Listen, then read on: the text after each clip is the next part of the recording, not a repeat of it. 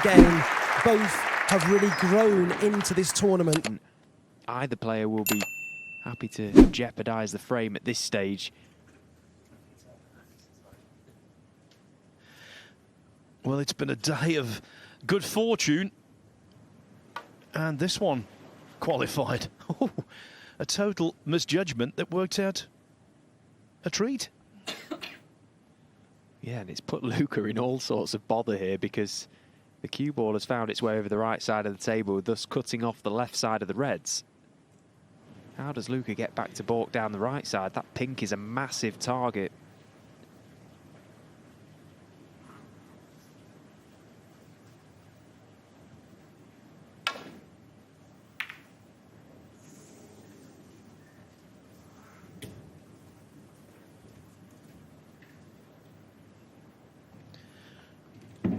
When you're playing a shot like that, trying to return the cue ball to bulk, the one thing you never want to do is see the white ball jangle around in the jaws of the top corner pocket.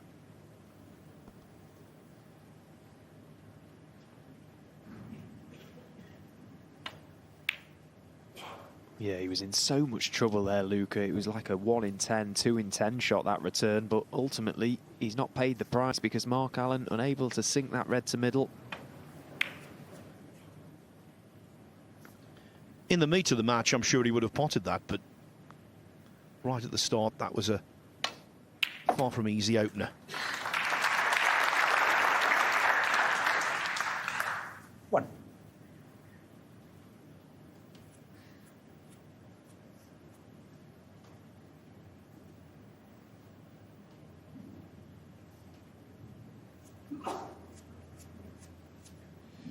Now, if he's straight enough on this green, Luca, he can look to play right down the table for that red closest to the right corner pocket.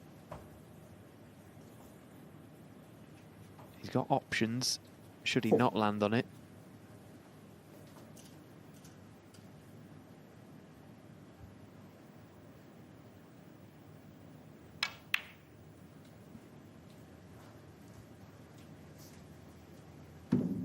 Five.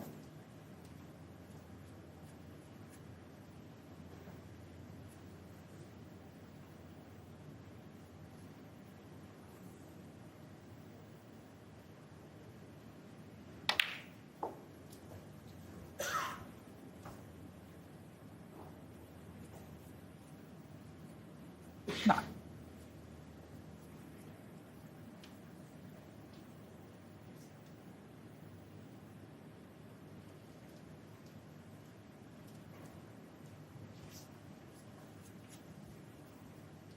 He's another one of these players, Luca, that he doesn't mind his cue ball travelling, backs himself to regain precise position. 10. You know, up for balk colours, quite often we see players chasing the breaks, but Luca comfortable enough to do that, knows that he's got the skill level good enough to regain control. If he's going to get nicely in amongst the reds, he really wants that red next to the black away. He can't remove that until that one closest to right corner is gone. 15. So a little bit of problem solving to do.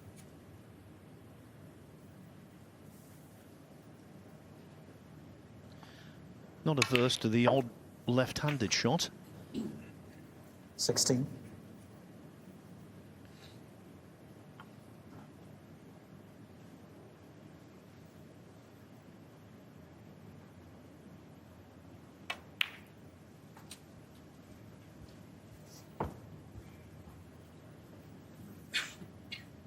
$21.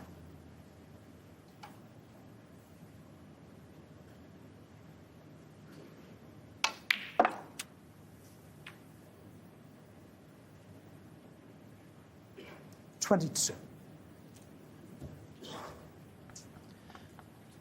Having underdone position on the blue, the one thing he wanted was to leave some form of angle to swing the cue ball in and out of bulk.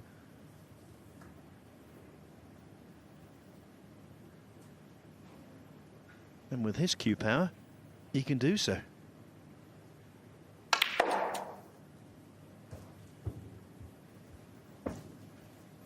Well, he doesn't want this cue ball to rest behind this red on the top cushion. And it has done. 27. Always looked like it was going dangerously close to that area. And that now surely end of break.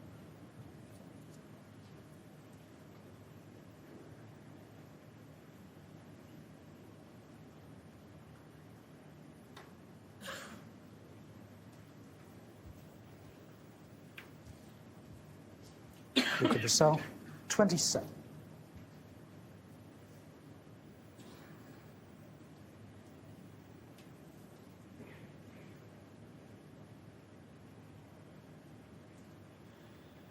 Now, the reason Mark is playing this red, trying to get the cue ball hidden over behind the green, is because it provides an opportunity to cut off the left side of the reds, forcing Luca down the right side.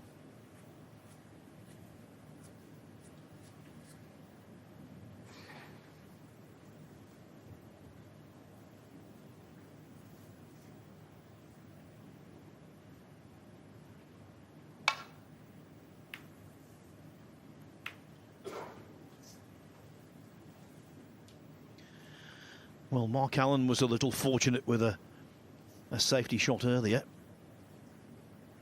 Ditto there.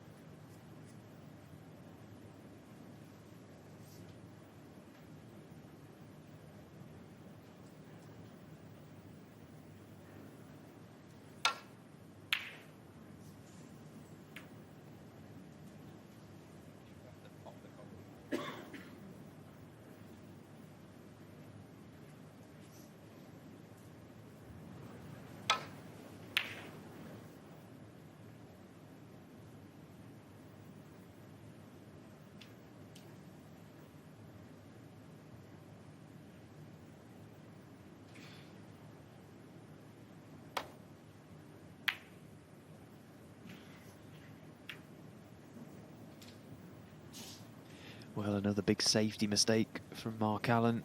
So reliable in that department against Ronnie O'Sullivan. His cue ball was absolutely to the inch. Tied Ronnie up in knots in that game, really. Kept him under the baulk cushion. He's played a couple of loose ones in this match so far. Still early days, of course, and now this match goes to a best of 9. A little bit more wiggle room, but still a very short format. Yes, and although it does occasionally occur, players very rarely have to play 2 matches in the same day. Yeah, not just 2 matches, but 2 big matches. You can't think of many tournaments where you play a semi-final and a final. It takes a lot out of the players. Free. I do like the one session final as well.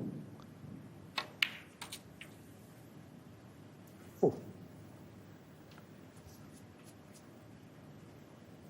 But these players won't be bothered about that one bit. You know, they're running off adrenaline. Absolutely buzzing to be in the final. Chance to win the title and, of course, the huge price tag that comes with it. These guys just love playing snooker at the end of the day. 6.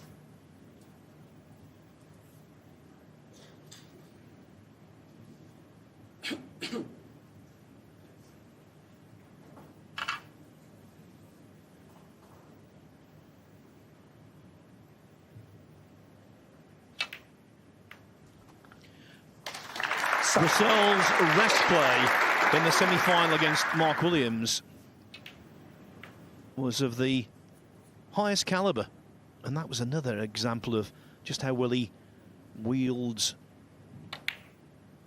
the rest.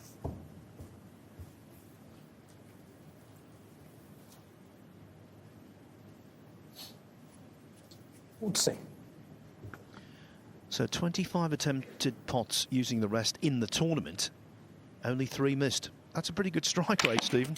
It is, but interestingly, Mark Allen's 5 from 5, which really does back up the point of how good his cue ball control is. He's never too far away from his next ball, thus meaning that he doesn't have to use the rest as often as most.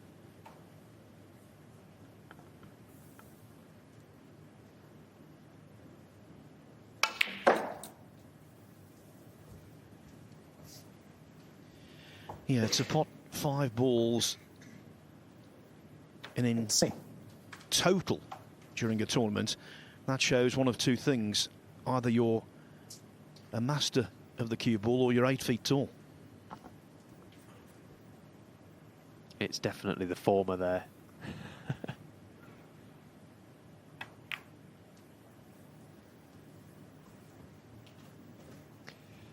Well, are these reds close to a plant to this left corner? Mark Allen straight away coming round to have a look at this. Well, they're not far off. Maybe set to the top jaw. That's why Mark Allen choosing to just lay up to this red on the top cushion.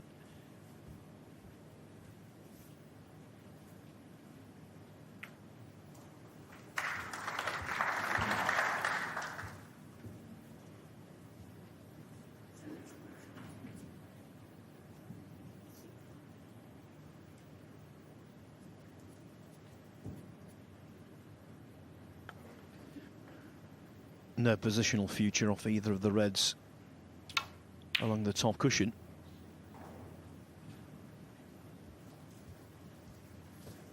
But there's a future where the cue ball finished there. A bleak future for Mark Allen.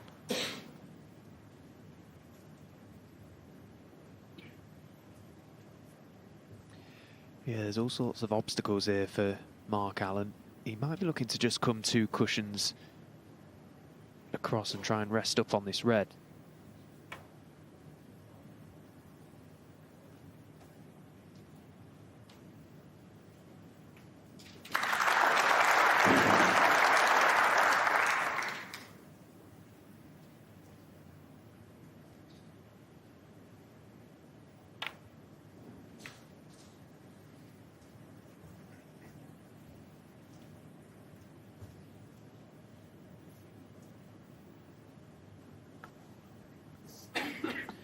We saw at the top of the show that Mark Allen leads 5-4 in career meetings, but that's not the full story. He actually won their first 4 encounters.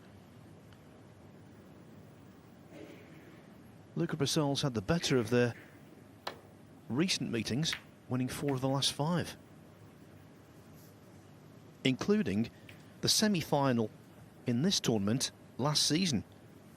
4-2 he won. He played superbly. Mark Allen had a century in each of the frames he won, but he couldn't contain Brecel, who had runs of 71, 72, 125 and an 82 to clinch.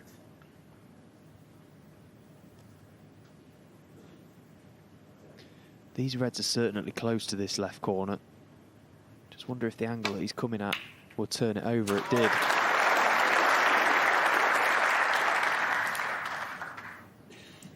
Had to catch that initial red a little thicker, which would just almost transfer and reverse the other red into the opposite side of the pocket. Surprised that that was left as an option. Always look close. Luca Brecel, 1. Now that shot underlines the importance of this match.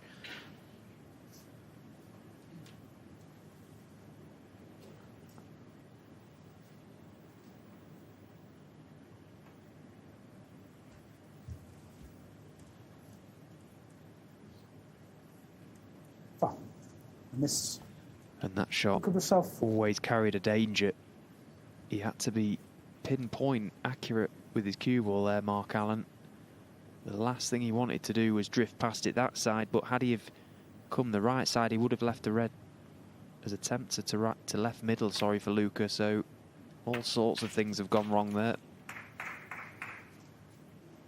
1. He's been pretty much frozen out of this First frame, Mark Allen, and Luca just looking to put the finishing touches to it. He's played that nicely. 4. Anywhere straight on this red was ideal.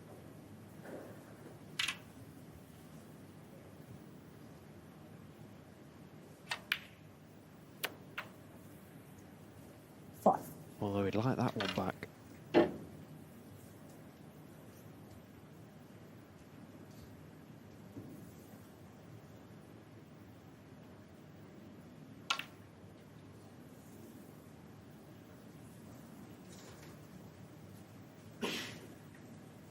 Luca Brecel, 5.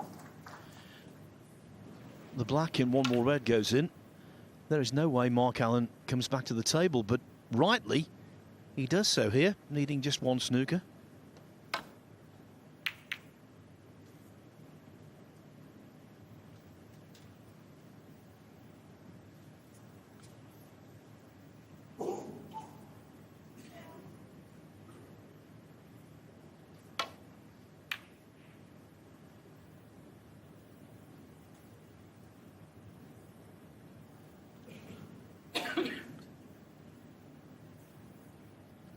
With hindsight, Luca Brecel could have thought about putting the black into a very awkward position.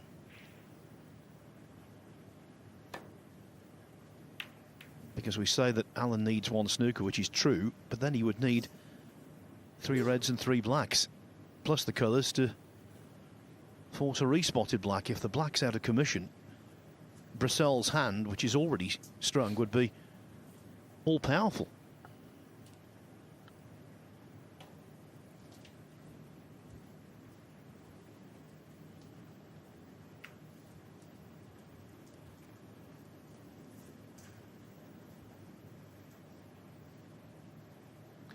Yeah, Mark may have a little tempting one here. Well, he's not entertaining it. That red does pop down the cushion. He's just trying to keep his foot on things here. Big target in behind that brown. Yeah, that's a poor shot.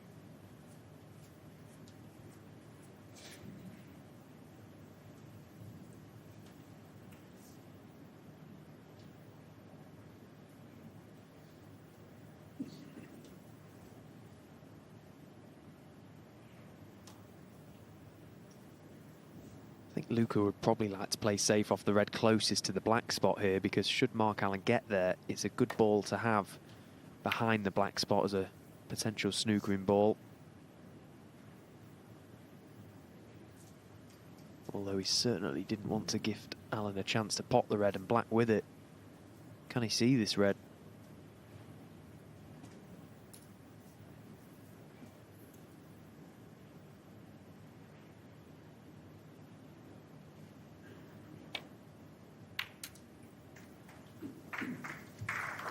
What?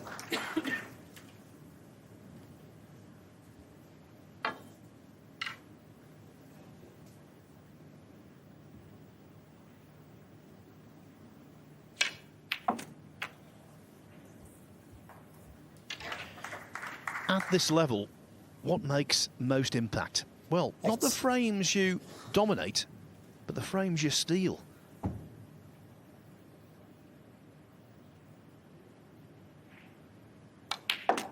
If Allen could possibly pull this out of the fire, which is still very much a long shot, but if he could do so, that could mould the entire contest. Yeah, there was a similar frame in his semi-final against Ronnie O'Sullivan. The second frame was vital. Very early on in the match, that proved to be the pivotal moment, really. He stole the second frame and then just seemed to grow in strength. Okay, he didn't need a snooker in that frame, but still made a glorious clearance.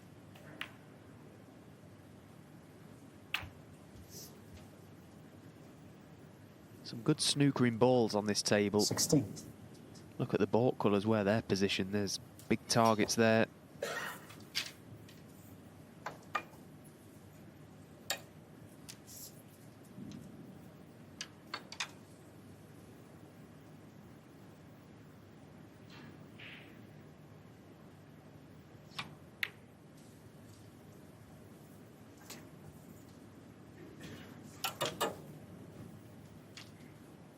Mark Allen, 16. Luca Brecel, professional for 13 years. He won't be panicking, but he will be a little concerned because when he dropped out of position, it was really lax, actually. The frame should have been done and dusted 5 minutes ago. Now, Mark Allen possibly looking to send this red twice across the table, try and get it in behind the black, cue ball up behind green or brown. A little bit of right-hand side. Oh, he's just caught the black, so not been able to control the object ball. How's the cue ball?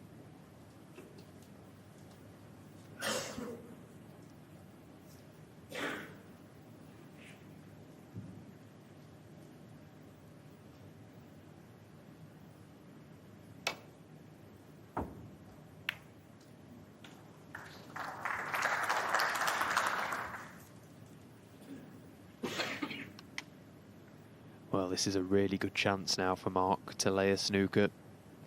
Try and send the red back down the table. Cue ball in behind the brown.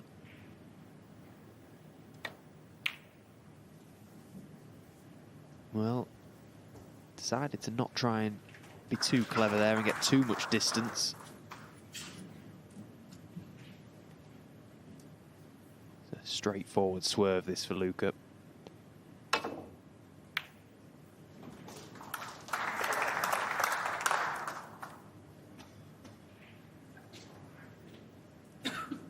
So just a reminder, 39 points the difference, 35 on the table. That means if Mark Allen can get one successful snooker, which yields 4 penalty points, and if he can pot the last red with the black in all the colours, it would then be a re-spotted black, the first, I believe, of the tournament.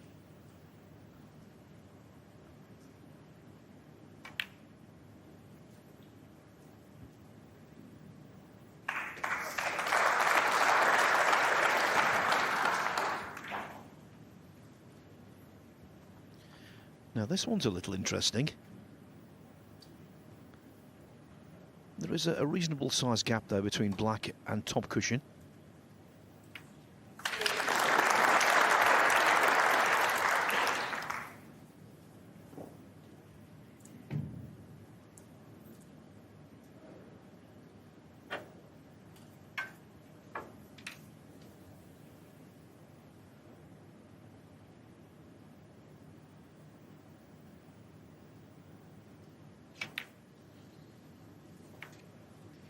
Oh, he's played this very well. Ideally would have liked that cue ball to travel another inch to the left. That way it would have cut off this right side of the cushion for Luca. I'm sure he can... Well, can he? Has he nestled onto the black? If he has, that's a very, very tough shot. If he's got no access to that right side cushion, he's in big trouble here. Yeah, the one downside for Allen, the pink going really safe, but the main objective has been achieved.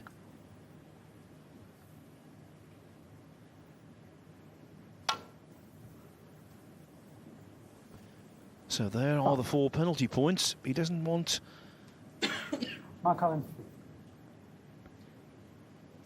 to see this go all the way. This is a frame that should have been in Brecel's pocket already. No ifs, buts or maybes.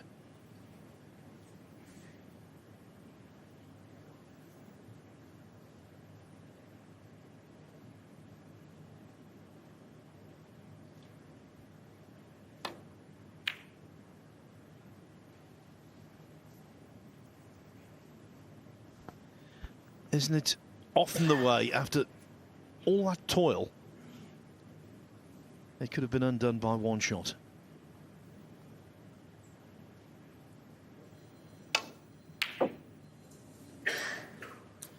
But Brecel can't put the lid on this. Put your mobile phones on silent, please.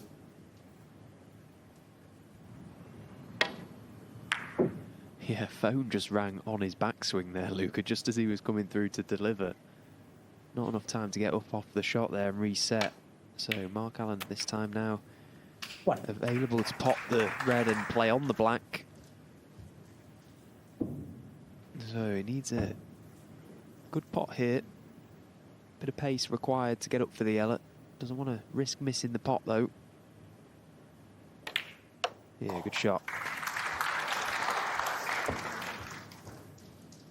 Well, the obvious problem ball now is that pink welded to that side cushion. Will that be Luca's saviour?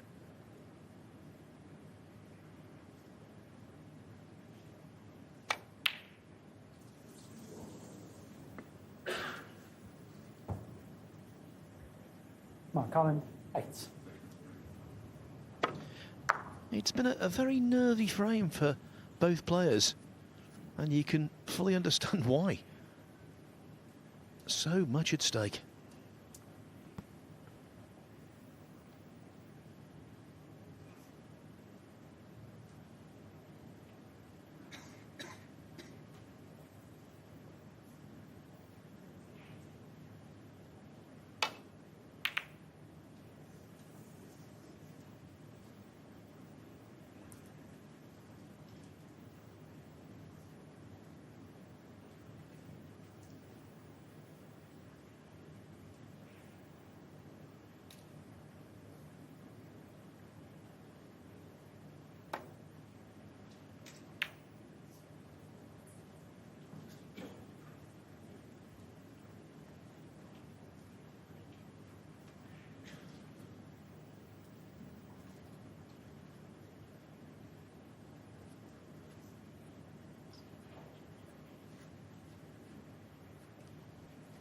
It's all a little uncomfortable for Luca Brecel at the moment.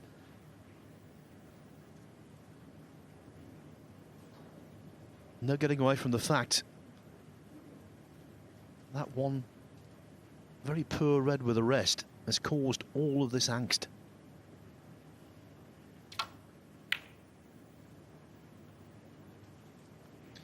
That's why, Stephen, when you knock in frame ball, your mindset should be, I need at least 2 or 3 more.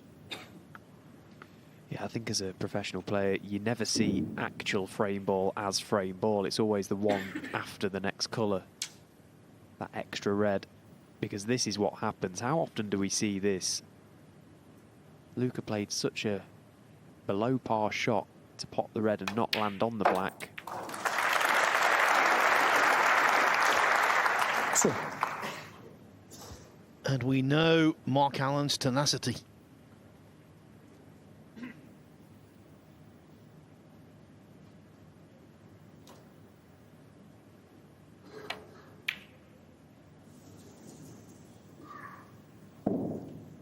Mark Allen. It doesn't matter, though, how tenacious you are.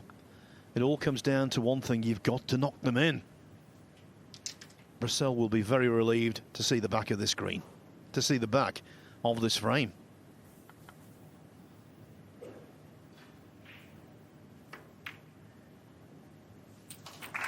Three. That almost missed. Yeah, I think his heart may have been in his mouth there, Luca, when he struck that. Only the pace, gravity taking over. 7. But finally he's got the job done. Probably 10, 15 minutes longer than it should have taken, but he's going to be 1-0 up.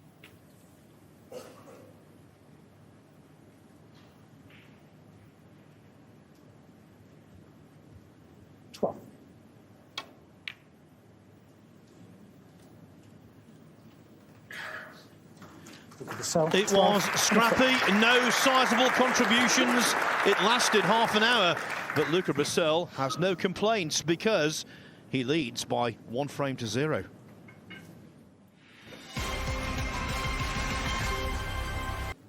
Thank you.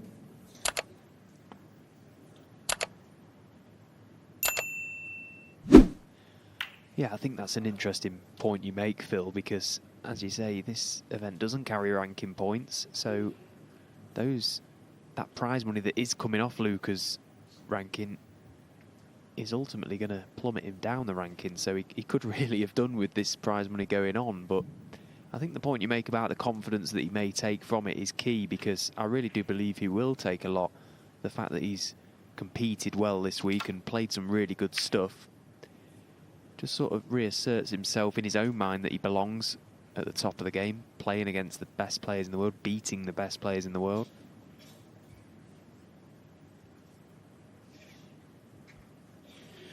Yeah, individually, his last 3 finals have all been invitation tournaments. Twice here, of course. He was runner-up to Ronnie O'Sullivan last season. And also last season made the final of the Shanghai Masters.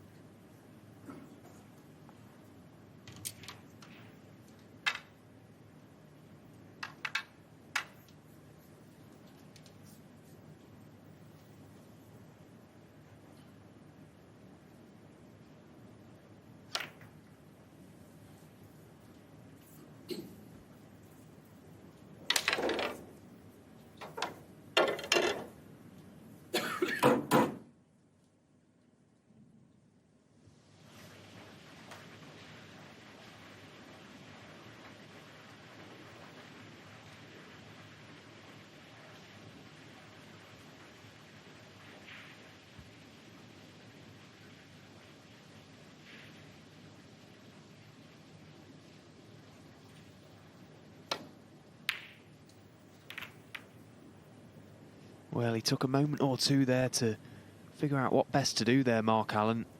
Caught it much too thick. And worse yet, the red careering through the pack of reds has just held the cue ball up down this end of the table, so possibly a big mistake. Luca's not got an easy opener. This red to right middle is quite thin, tricky. But if he can negotiate this and find position on his colour, it'd be a good chance.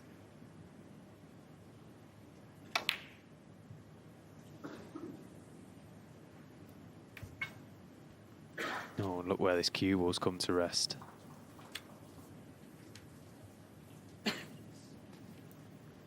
Well, the impact of a cue ball being behind a ball colour is lessened if the pack are pretty much intact. That's not the case here.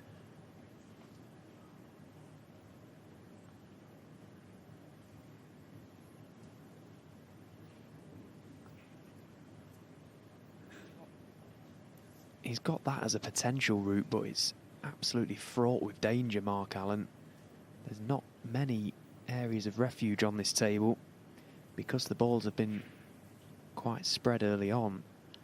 All about line, all about pace, this shot.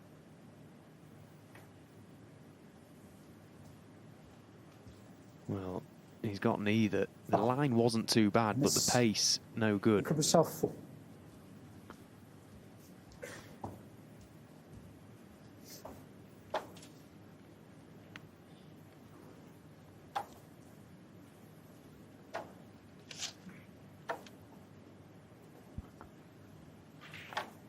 Maybe he could do what Brecel did in the 4th frame against Mark Williams this afternoon. He was behind a ball colour, just got down, had a wild swipe. In went a red. The cue ball went all around the table. Okay. Several kisses later, he was perfect on the black and he made a 59 break. That was the turning point in the whole contest.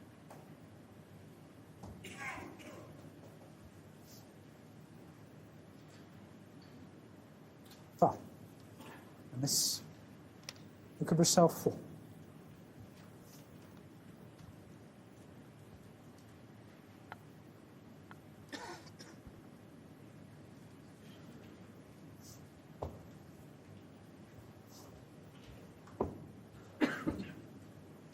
He's erring on the side of caution here, Mark Allen, and I don't blame him because he needs to get the pace of this just right. He wants to literally tickle up behind that red just above the black. He's spent a couple of shots just working out the line, and he's not far away. It's just shy of a little bit of pace. Again, that's way too short. Foul. And this. Luca Brecel 4.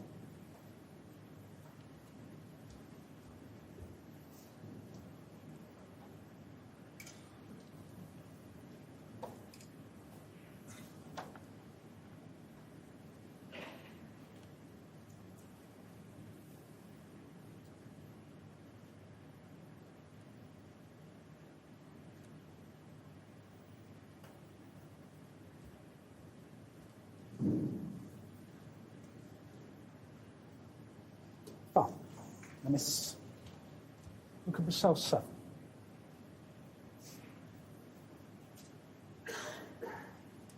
Four consecutive misses, amounting to 19 points given away.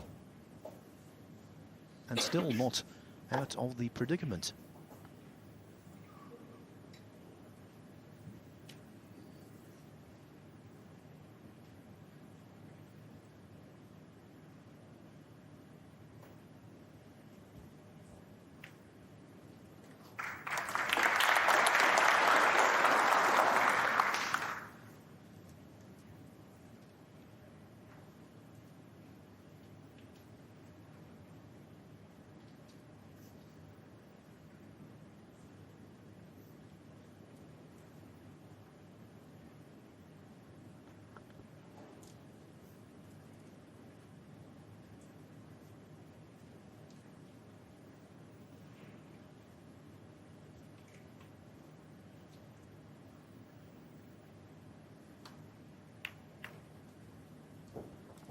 Brecel did not intend the second rub off the red.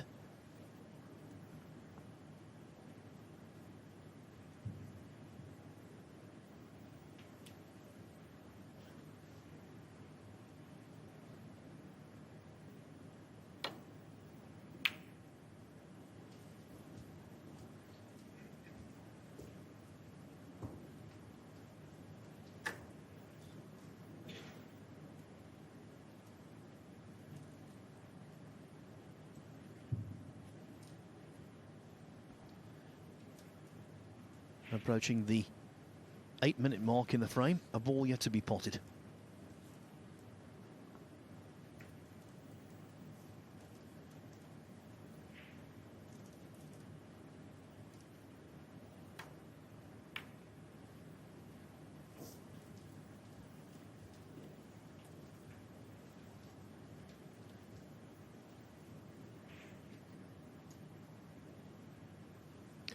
Often the first couple of frames of a match set the tone for the whole game, and it's looking like it will be a very cagey one, this, between both players.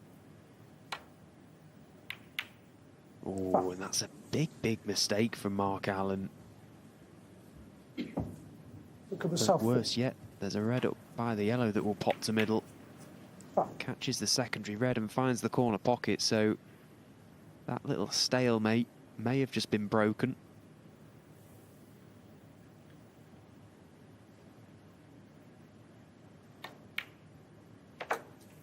One. After gaining 23 in penalties, now Brecel can get the scoreboard rattling along with a break.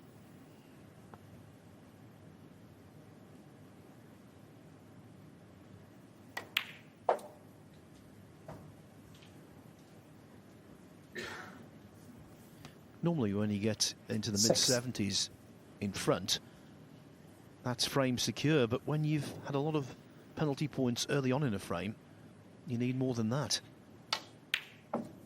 7.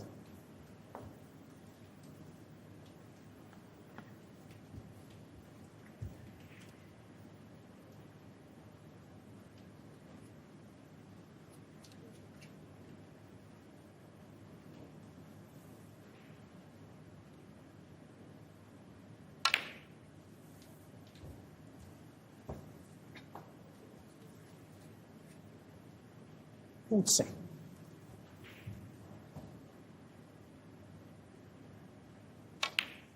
Fifteen.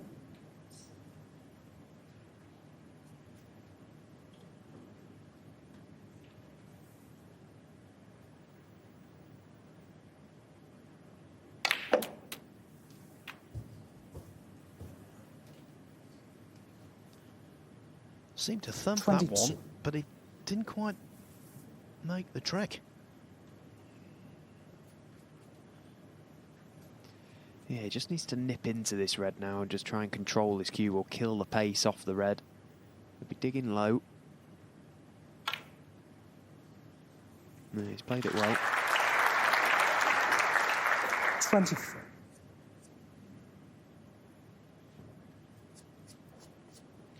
In his last couple of matches, These ball colours have been very friendly.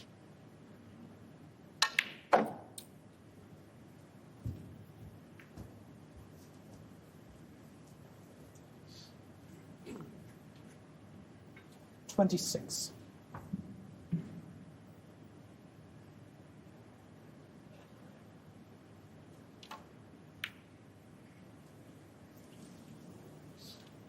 Luca Brecel. Always a tough shot when the cue ball is glued to the cushion. Yeah, and what difference that made. If that cue ball wasn't on that cushion, he's away and running again. But he hasn't left anything for Mark Allen, which is another small piece of fortune.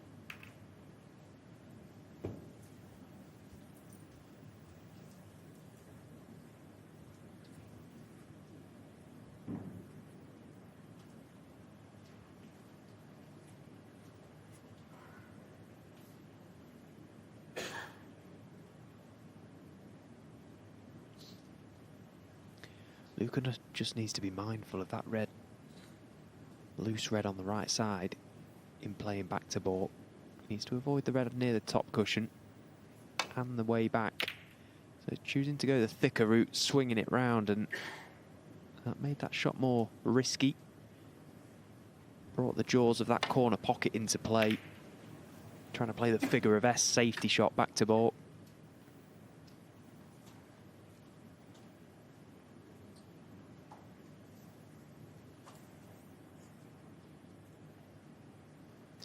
Allen stretching.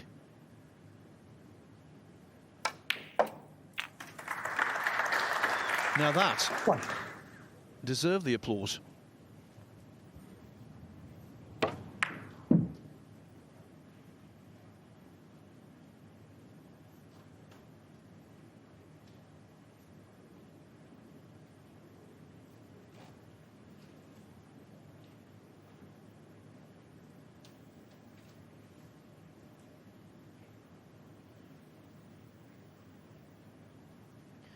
Incorrect side of the blue.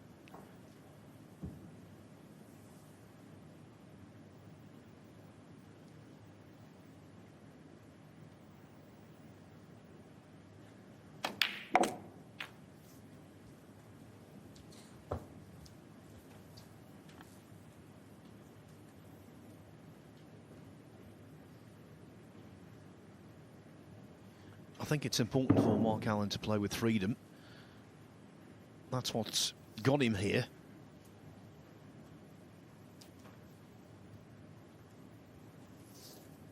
It's always a fine dividing line between being too cautious or being a little too attacking, but he's got to find that balance. I think that's really important for him.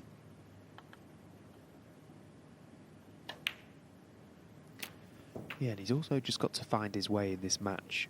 You know, try and get a frame on the board as quickly as possible, settle himself down, just reassert himself, find his focus. He's played so well in his previous two matches, Mark Allen. As I say, he's 4 semi-finals this season. This is the first final for him. It feels like he's been close to finding some really, really good form, and just not quite finding it at the latter stages.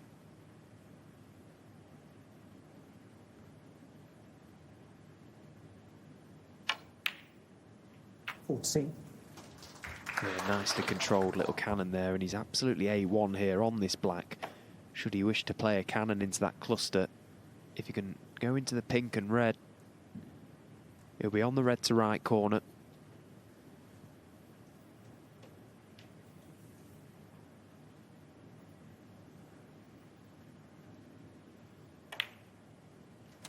Well, he chose against it. He will still need to get those reds open at some point. It felt like a good opportunity to do that there.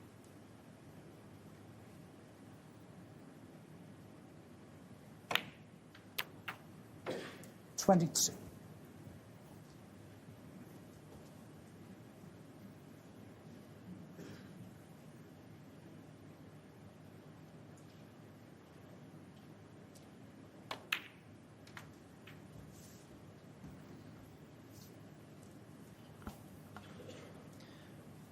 27.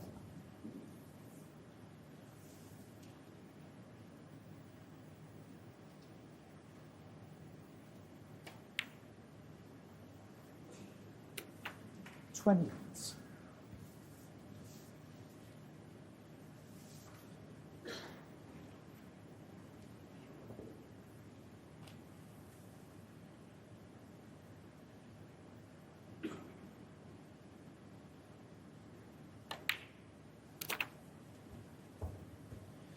In terms of cue ball control, these two are contrasting. 34.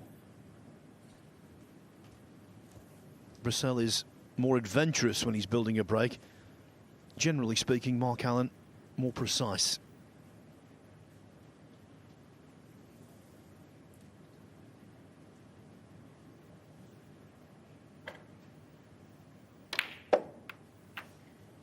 $36. Now, it'd be interesting to see how Mark goes about this. There's two reds just above the pink that may be close to a plant to this left corner. There you see, that can be made. That may be the reason why he chose against going into the reds a few moments ago. Yeah, so he's going to take this plant. He can play this in such a way that the angle he's going to hit the first red, he's going to be going up for the blue. Could even play up for baulk colour.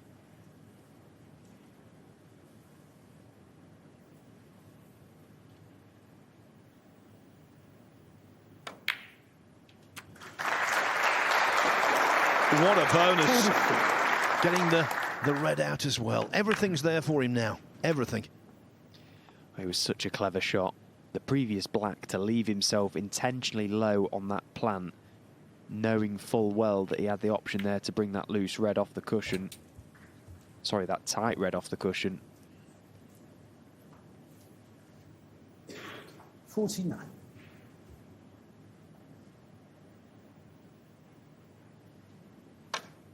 $50.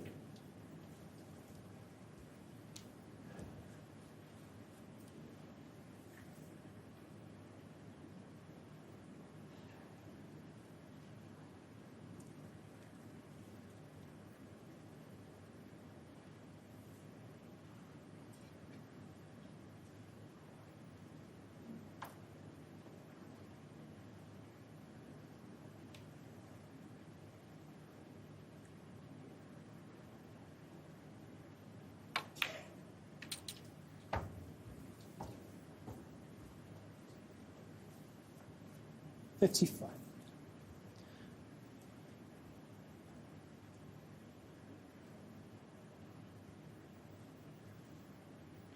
The first break of any substance in the final, but there's still clearly work to be done.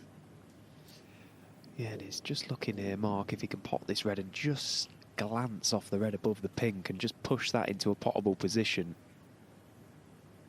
He may have to pop this into the left side of the pocket if he plays that as he looks at it, the right side as we look. And that just adds an element of uncertainty to the shot. You don't really want to be trying to pinch any of these pockets.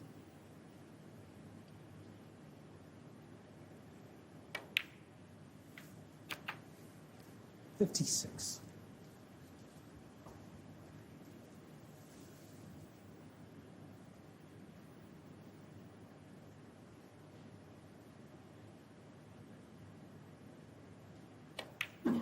Yeah, left himself the angle on the black to play it from there. So nicely played. Just needs to be mindful of this one final 64. positional shot. Slightly hampered over the pink. Should be no issues. Just drop the red in. He'll be on the black. 64. He's taken these really well.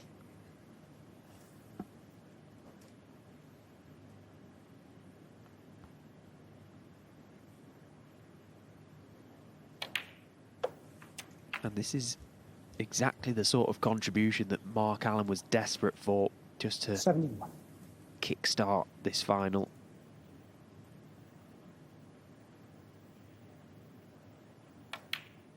It's been a great clearance. 72. Now a real chance of winning his first frame of the final with a ton.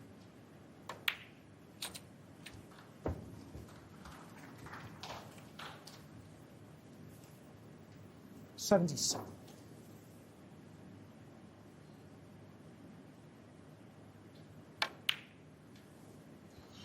79.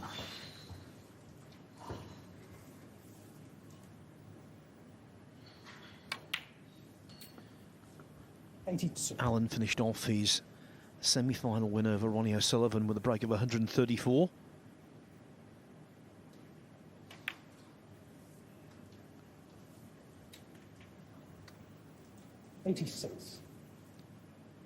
So blue, pink and black for another three-figure contribution. 91.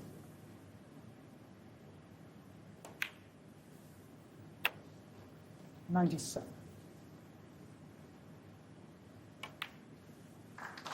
104. Simply excellent from Mark Allen. A great way to equalise in the final of the Riyadh Season Snooker Championship. It's 1-1.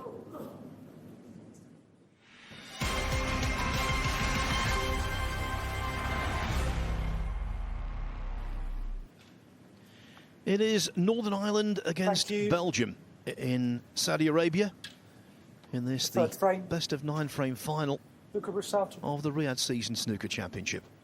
2 frames played, they have been shared.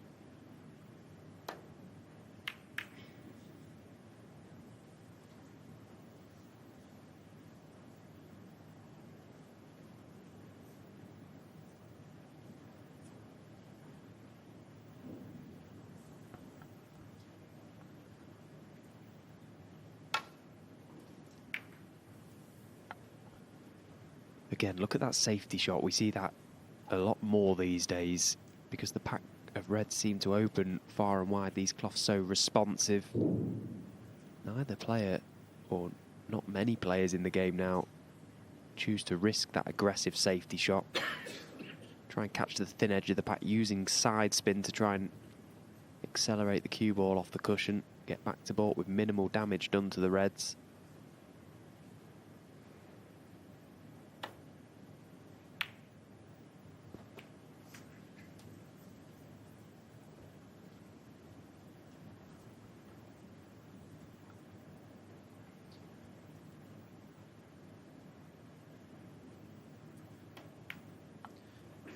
Allen thirsting for opportunities because he knows if he gets them, the way he's been playing of late, he will take full advantage.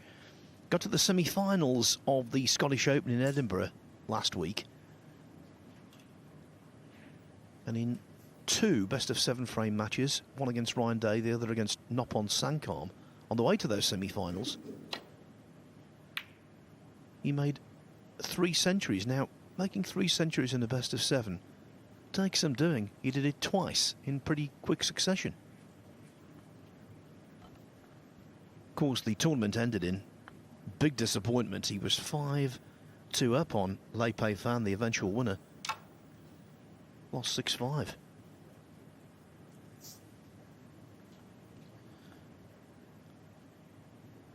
But triumphing here, Stephen, would more than make up for that little collapse. Yes, certainly. But it was a surprising result, that, wasn't it? The loss to Lei Pei Fan, having been so far in front, you just thought that the experience of Mark Allen would tell there, and that the young lad from China, Lei Pei Fan, back on the tour for the first time. He may have just crumbled, but he didn't. Went on to win the title. Incredibly massive achievement for him. It's touching ball. Yes, we've had 50 years of world ranking events. The first one was the 1974 World Championship, and I think Lei Pei Fan has to be regarded certainly in the top 10 of most surprising ranking event winners. But he did it the hard way, beating a whole succession of really good players. I think Mark had just asked Luca, was you trying to move it? As he played safe there, trying to just maybe lift that golden ball off the cushion. No red spotted yet, still black in open play. Let's not forget that 167 still up for grab. That would be, well, that would be something, wouldn't it, to win the tournament and nick the 167 in the final.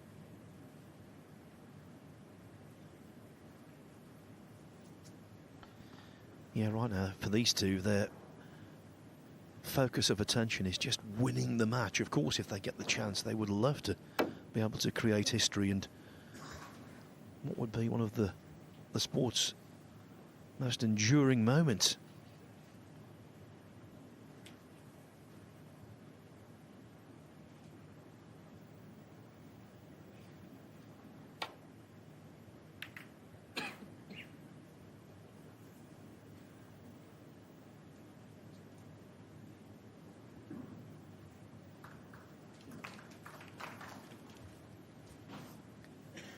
Well, there's been pretty much 5 minutes of solid safety exchanges here, and the Reds really haven't moved all that far. Pretty granite tight stuff, this, from both. Yeah, similar to the previous frame where I think it was 9 minutes before the deadlock was broken.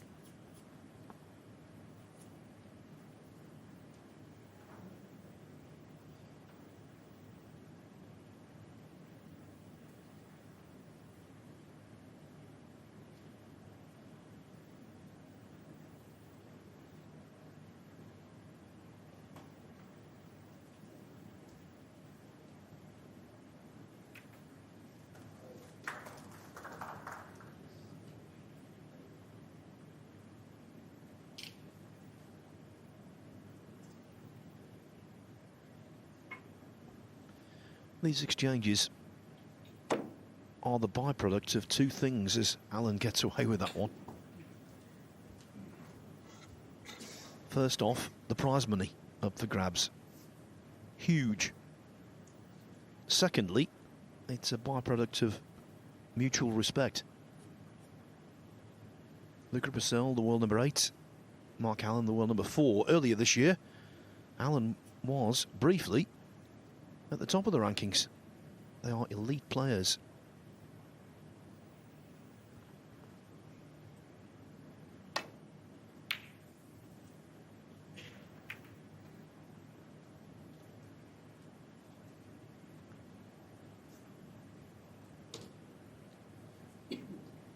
That was all askew. Yeah, you can always tell with Luca when he's mishit one, he sort of just wafts his cue up in the air. He's up very quickly.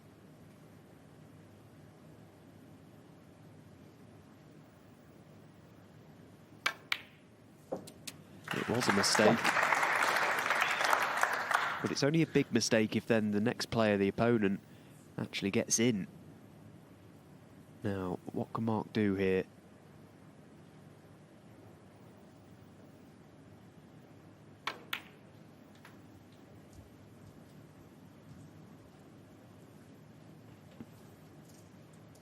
Six.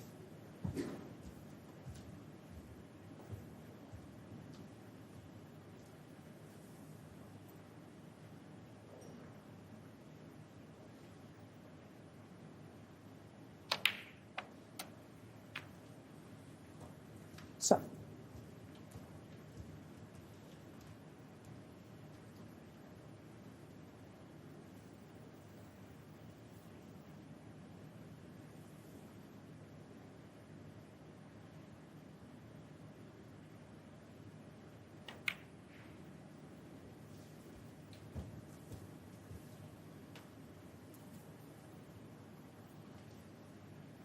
Oopsie.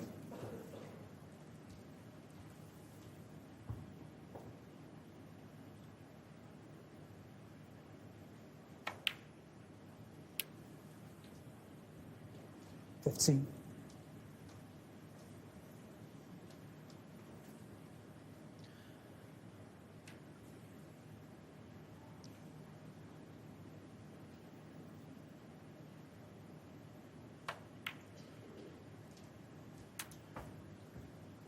Alan recognised for his cue ball control. 20. Over the last few years, there have been certain matches where he's really been on the grind. And when he plays a little slowly, when the exchanges become staccato, I think that's when his cue ball control diminishes. But when he's flowing, as he has been in this tournament, it's always seemingly on point. He was very close to landing on a red right through that gap of reds there, which would have been nice because it would have opened up another one at least. Not to be landed on the one he actually played on. Needs that cue ball to run. 21. Well, he's got just a smidge of angle. There's a red that will... Well, there isn't, so it's... Is he looking at the possibility of a plant? Or is he going into them? It's into them. No, he's played it okay. Is he on one? Yeah, he's okay. He's slightly hampered. 26. He's not out of the woods just yet.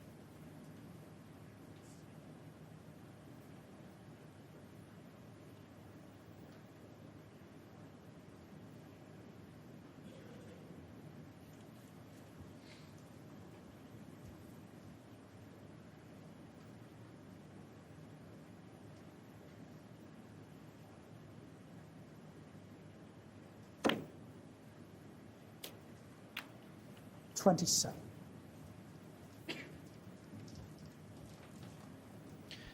The pink will go, but cutting back into a semi-blind pocket, not easy.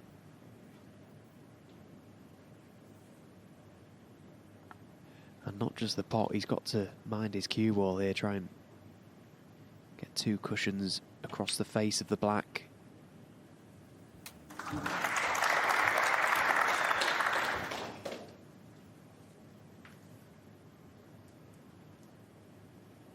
$33.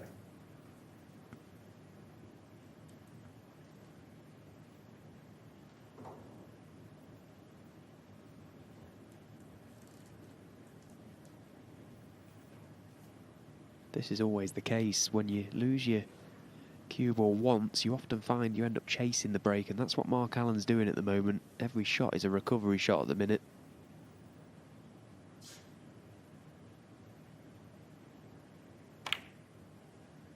And ultimately it's hold.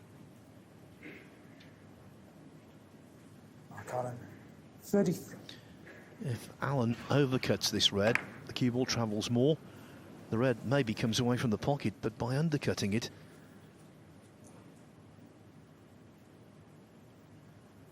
he's handed the table back to Brecel.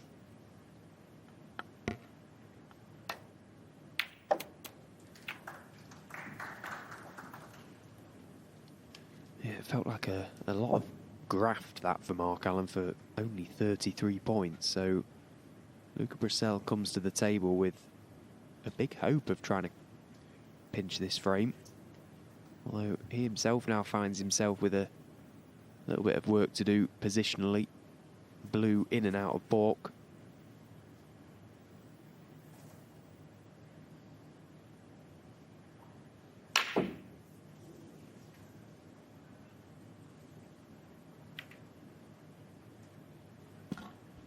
The blue flying around there could have easily careered into the reds and opened them up.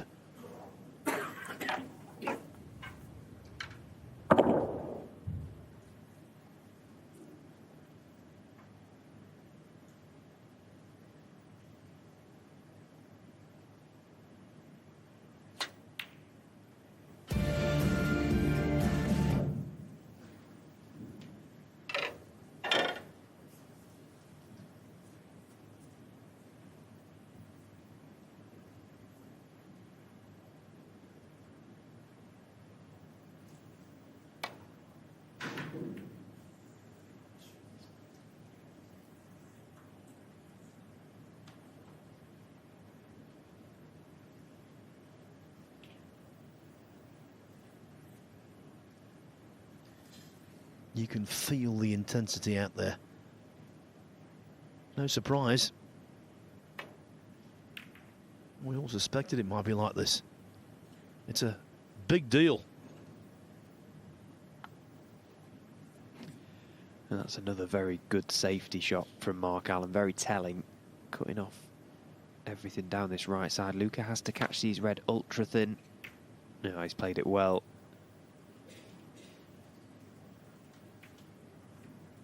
Now there's a red just by the pink spot and the possibility of a plant to right corner. If not, he's got the loose red he can attempt. Cue ball is heading back to Bork. And he's played the plant and he's got it.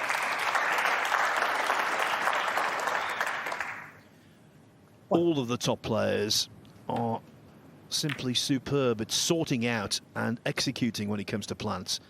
And Mark Allen is especially imaginative. And the cue ball just about held up to give him the nice angle to get back down for these reds.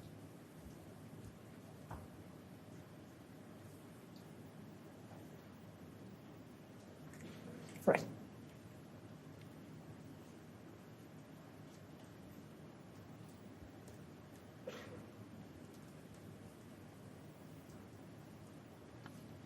For a cue ball wizard, that was a little off the mark.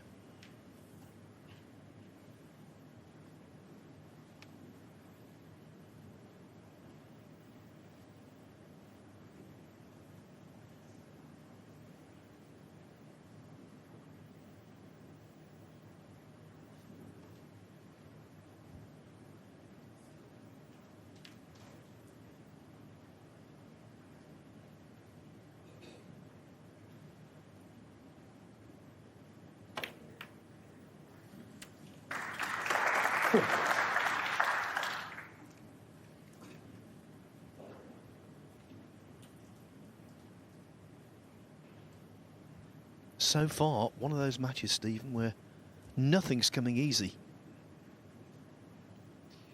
Yeah, that's what the occasion can do to any player, really. You know, it's such a big match, as we keep saying.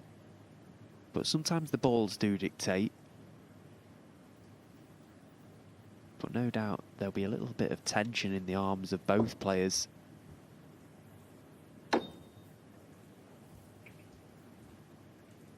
You expect as the match goes on, though, that they'll both ease up.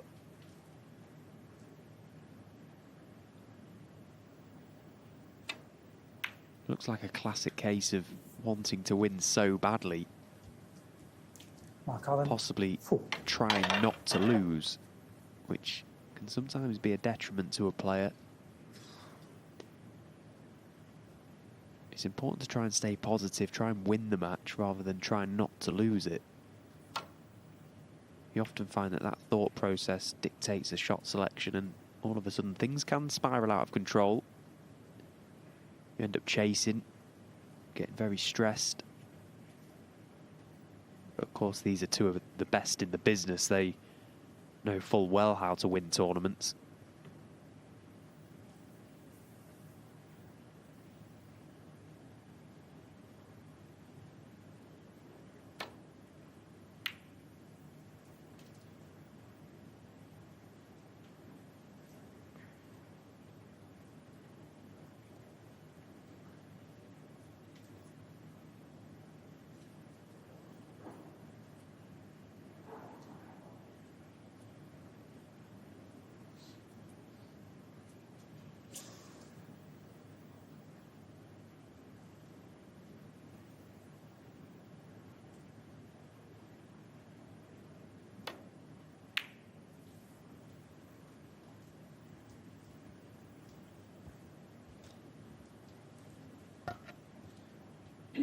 Brecel, all business, no flamboyance. Again, in keeping with the prize at the end of it. Yes, Brecel is guaranteed £125,000, but he wants the jackpot.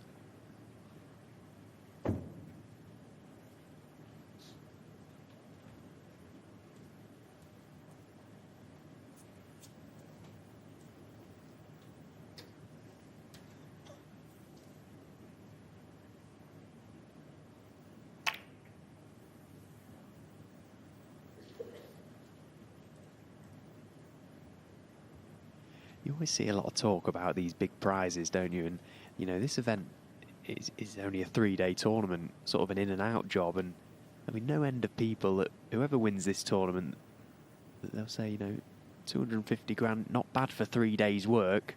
It's not 3 days' work, is it? It's a lifetime's work. Yeah, exactly.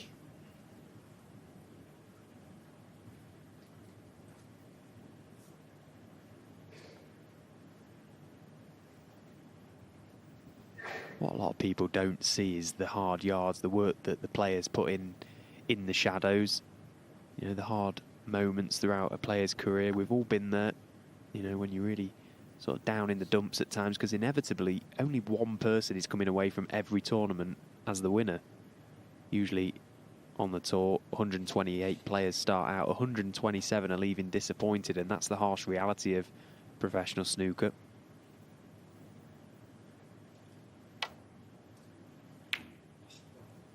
Oh, and he's had an absolute explosion. Make sure your there. phones are on silent, please. I've not seen a kick that big for a long time. Watch this cue ball off the red.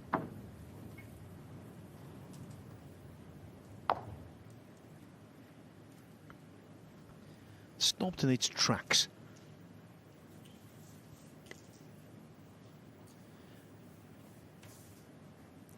We can't say his use of a particular brand of chalk has caused that kick, but it's increased the likelihood, I think.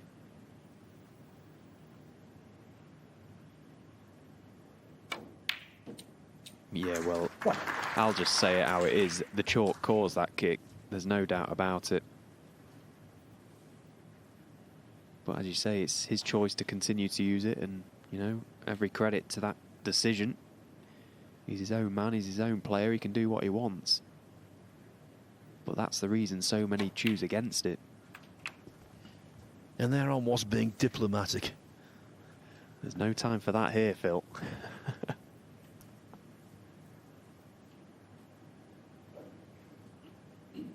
Eight.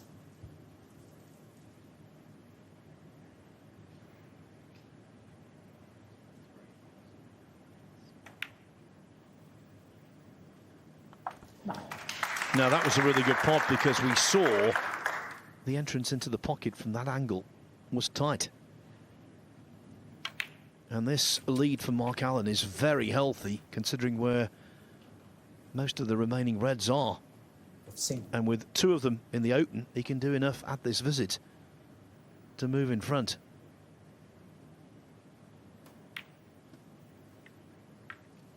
$16.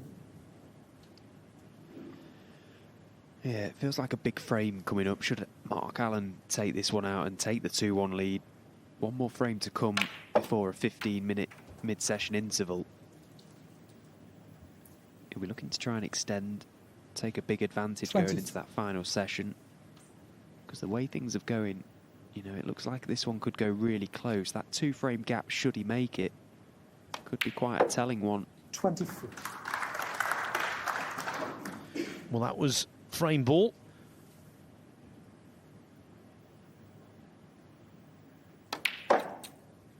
In goes the green. 63 in front, 51 on. 27. So 3 snookers needed. If this red goes in, there's no way Brecel will come back. 28.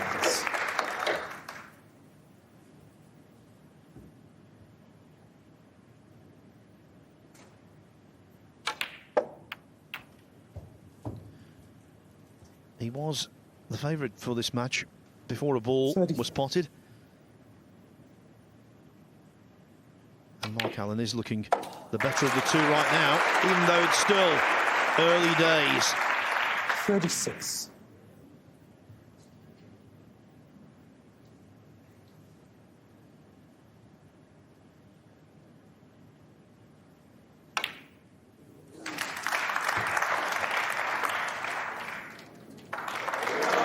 What a shot that was. What an attempt, at least.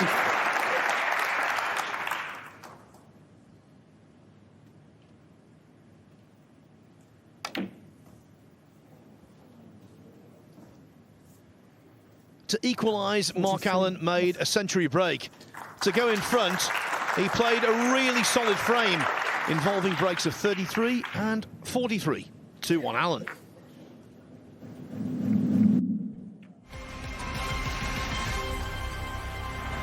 Final outcome. Brecel has taken leave of the arena for a moment. As for Mark Allen, well, his career has been good for a while. He won his first world ranking title in 2012 at the World Open. He's a double Players' Championship winner. He's won 11 world ranking titles in total, including the 2022 UK Championship. Last year, won the World Grand Prix and the shootout. But winning this after being so close on many occasions in the first half of this season. Thank you. Winning this would be the perfect way to bid farewell to 2024. Mark Allen to break.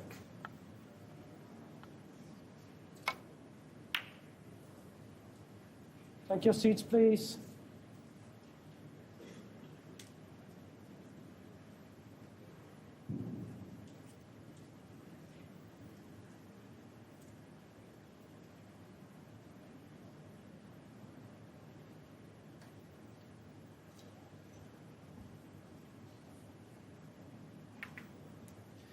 I'll tell you what Mark Allen would love to do, replicate the quality of his performance when he met Brecel in the first round of the Masters in 2018. Outstanding that day, made breaks of 135, 120. It really did look the business.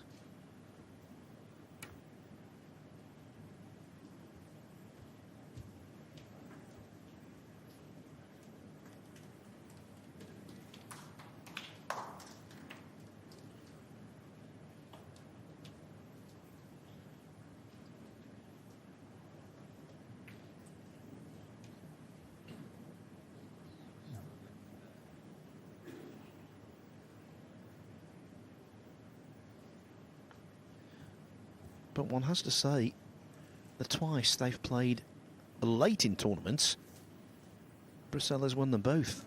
I talked about his semi-final win here last season. He also beat Allen 6-2 in the semi-final of the English Open in 2022. So both can take positives from their previous meetings.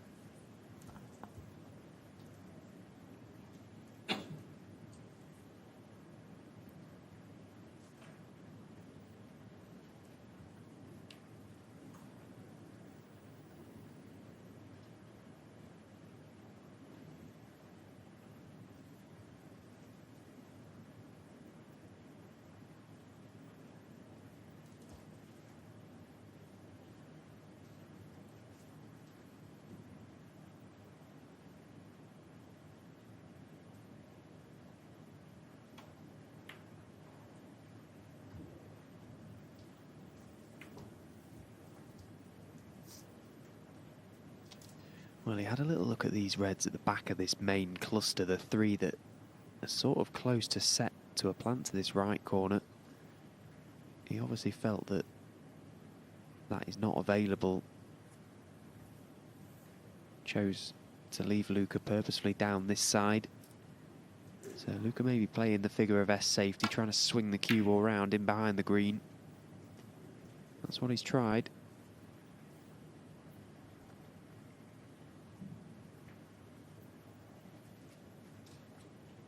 Thank you.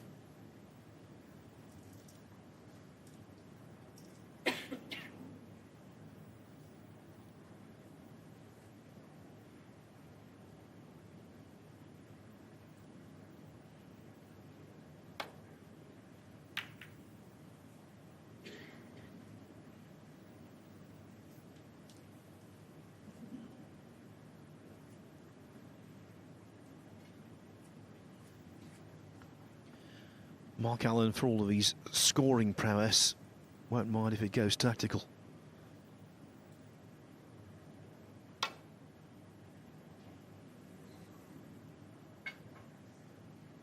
Fine.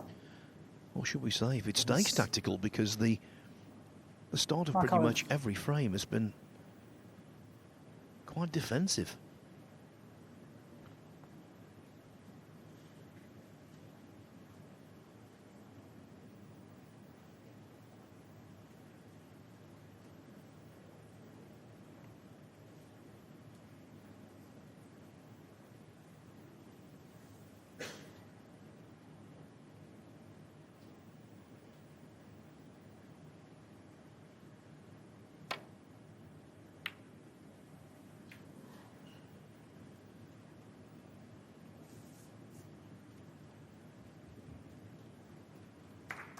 Took a calculated risk himself there, Mark Allen, rather than letting Luca back in or having the cue ball replaced.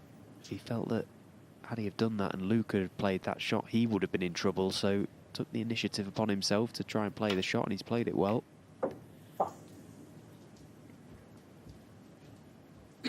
Mark Allen. Well, another exceptional shot if he was playing billiards.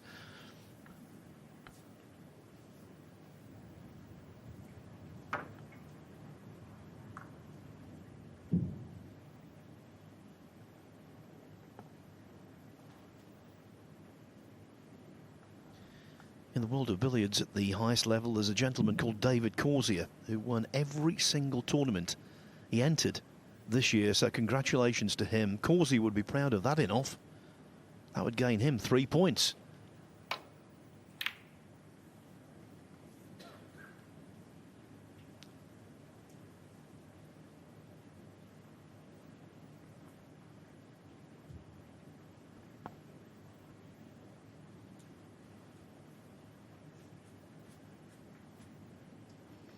And again, Mark Allen with the definite advantage in this safety exchange. Now is Luca going for this, trying to screw back to Bork? He is. Oh, it's a great attempt. Good cue ball. And he's played it well. That's a really good shot from Luca. If you get close to the pot with this type of shot, you'd be unlucky for the red to come up the table. The fact it caught the jaws and rattled. It was all about the cue ball then, and he's got a good one. Mark Allen there doing what Kyron Wilson did, doing what Mark Williams did, cleaning the table of the chalk that's accumulating, the chalk marks.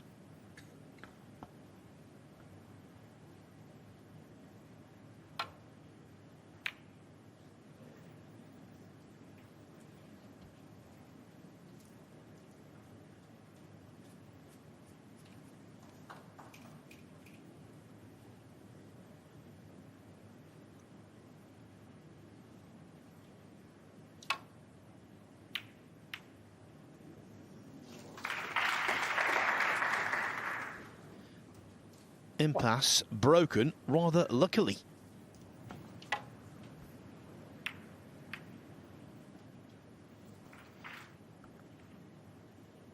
Not quite the level of fluke that turned the match against Mark Williams, but useful nevertheless. Yeah, and certainly not the time you want to see your opponent having flukes. This is serious business this evening. We know just how fine the margins are at top level sport, particularly at snooker. The slight roll of a ball, the odd little flick here and there can make such a massive difference at this level.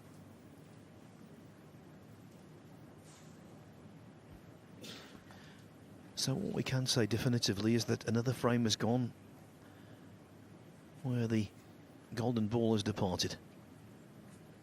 Chances now dwindling for a 167. We're running out of time.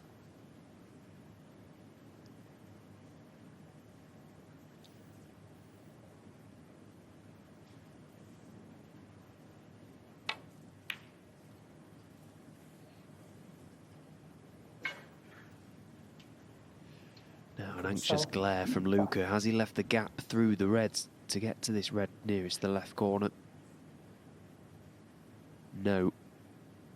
He was very close to doing that. Now it's Mark Allen's problem to try and cover that red.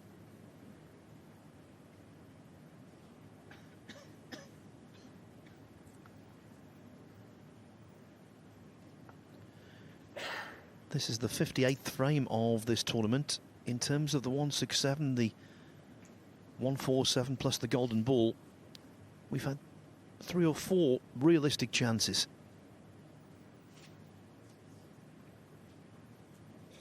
Janganda had an opportunity twice in the same match. Mark Allen, after an outrageous fluke, he might have done it also, but missed a very simple, routine black off its spot.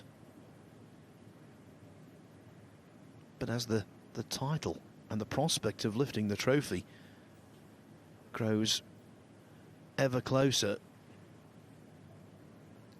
big breaks become less likely. That's just the way of it.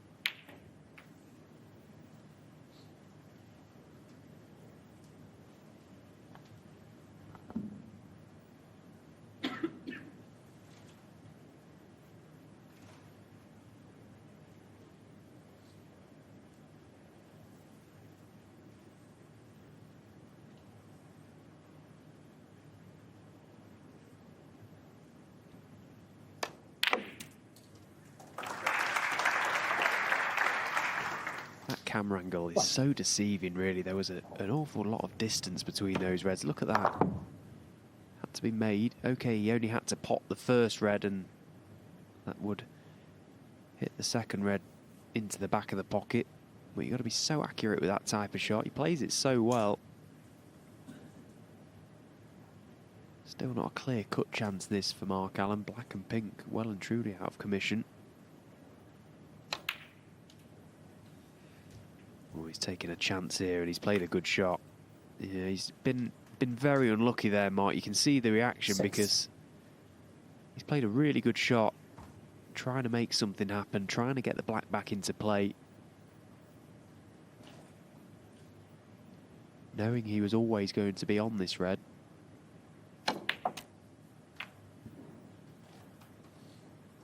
Set.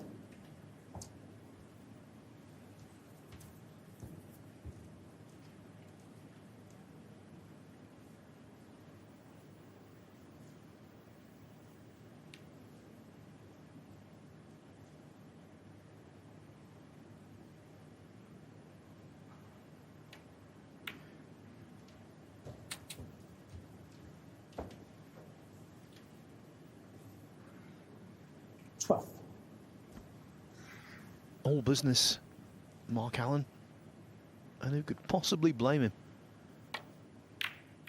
Just playing measured, sensible, match play snooker. Mark Allen, 12. Yeah, and he's visibly disappointed with that safety shot. He was under no pressure at all there to get that cue ball to the baulk cushion. Catching the green was a big mistake, because that now hands initiative back to Luca to try and find that area in behind the green.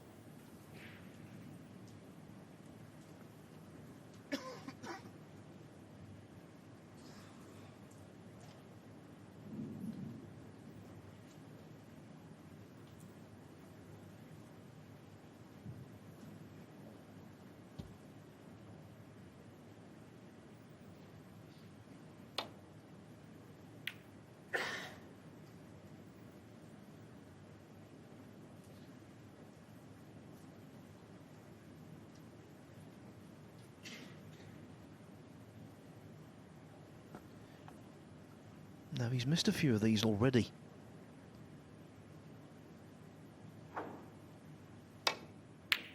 Yeah. The recurring theme. Overcutting them. I thought he'd had another cheeky fluke. But he's been overcutting these kind of balls in this match. And that misjudgment, Stephen, could be quite costly. Yeah, because the pink is now in open play and available into at least 2 pockets once it goes back on its own spot. The right corner, left middle. But Mark will be eager to try and remove that red just below and to the left of the pink spot as soon as possible. That will just free it up into all 4 pockets.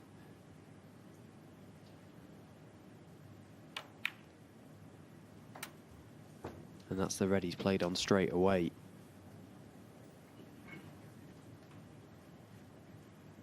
Set.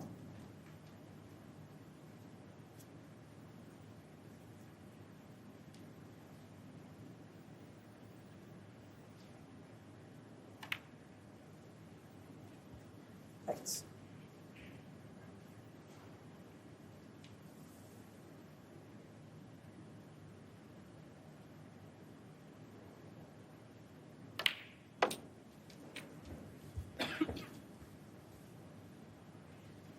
This now a really good chance for Mark to take himself into the interval with a comfortable advantage in this final.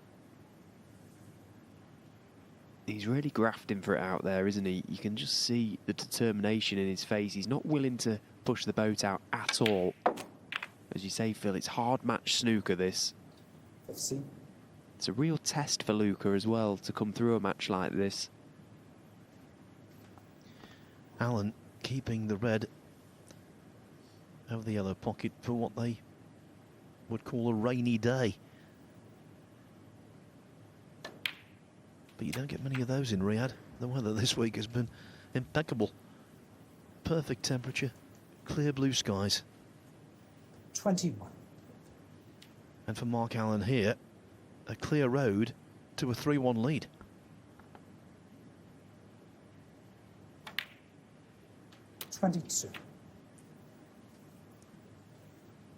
Yeah, there'd be a lot of beginners and amateur players looking at this table and thinking, well, why has he not potted that red over the pocket yet? Because that's the easiest ball to pot.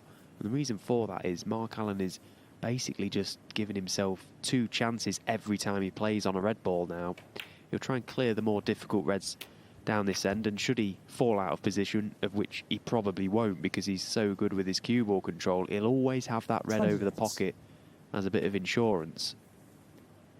But it's very hard to see how he makes a mistake from here in amongst the business end of the table. 29.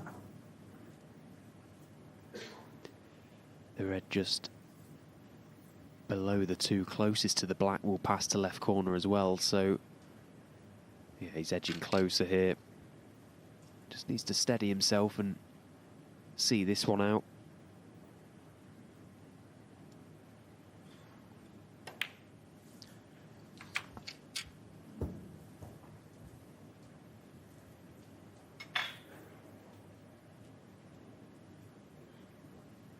$35.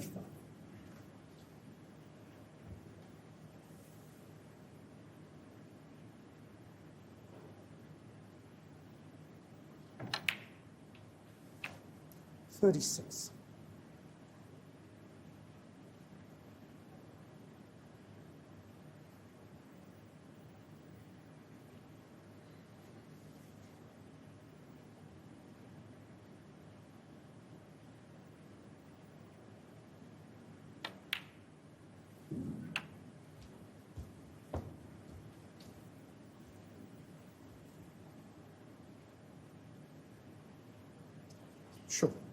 42.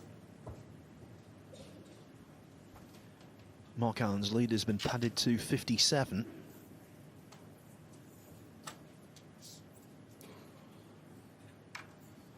So a handful of pots from here, and he'll march into the interval with a very useful lead. Thank you.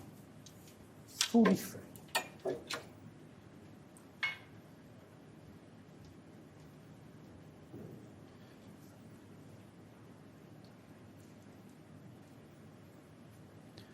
Highest break for Luca Brecel remains 27. Mark Allen's had the 4 highest breaks of the match.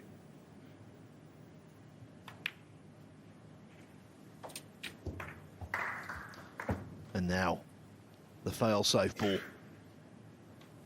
14. It's going to be frame ball.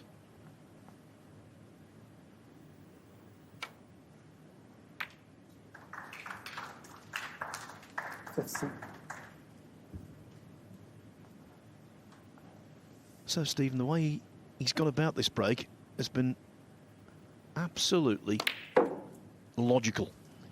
Very workmanlike, hasn't it? You know, he's here to do a job tonight, and that's it. Doesn't need to be any heroics, no fireworks. It doesn't matter how you get over the line. It's a big night of snooker tonight, and Mark Allen has got the advantage. 3-1 at the interval. Plenty for Luca Brecel to think about. Stew on. 55. Just wonder if either player will hit the practice table and who will get on there, because there's only one in here. Will they play alternative shots for a bit? One player at one end, one at the other. That won't happen.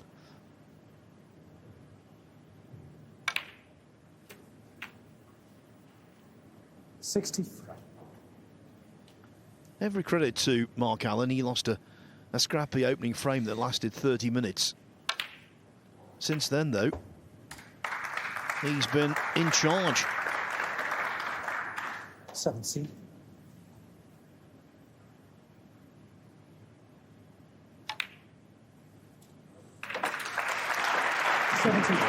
Few doubles, several plants.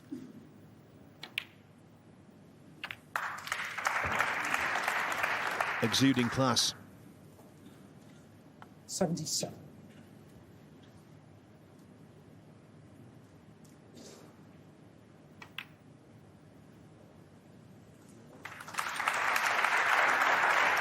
And now the opportunity for a second century. Yeah, and the way the match has gone, you would never have imagined that the score sheet could potentially have 2 century breaks on it. They've been very, very cagey frames, but ultimately Mark Allen has played the better of the two so far.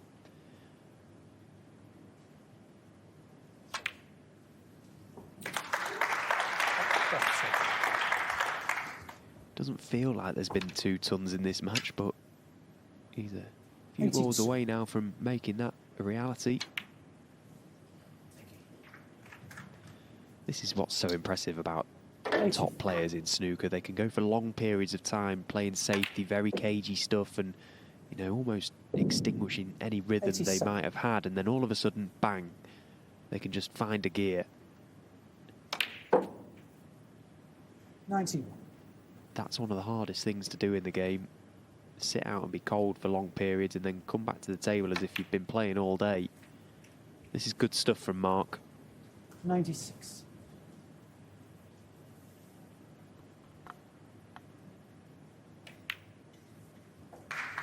And his scoring this season has been good. 34 centuries already. 2 in this match, and now 2 away from being crowned the Riyadh Season Snooker Champion. He leads Luca Brecel 3-1 in a race to 5. Radzi, thank you very much indeed. You might have noticed there, Luca Brecel walked in without a cue. It was because it was on the table. Very cool. Will he be equally cool in these next few frames?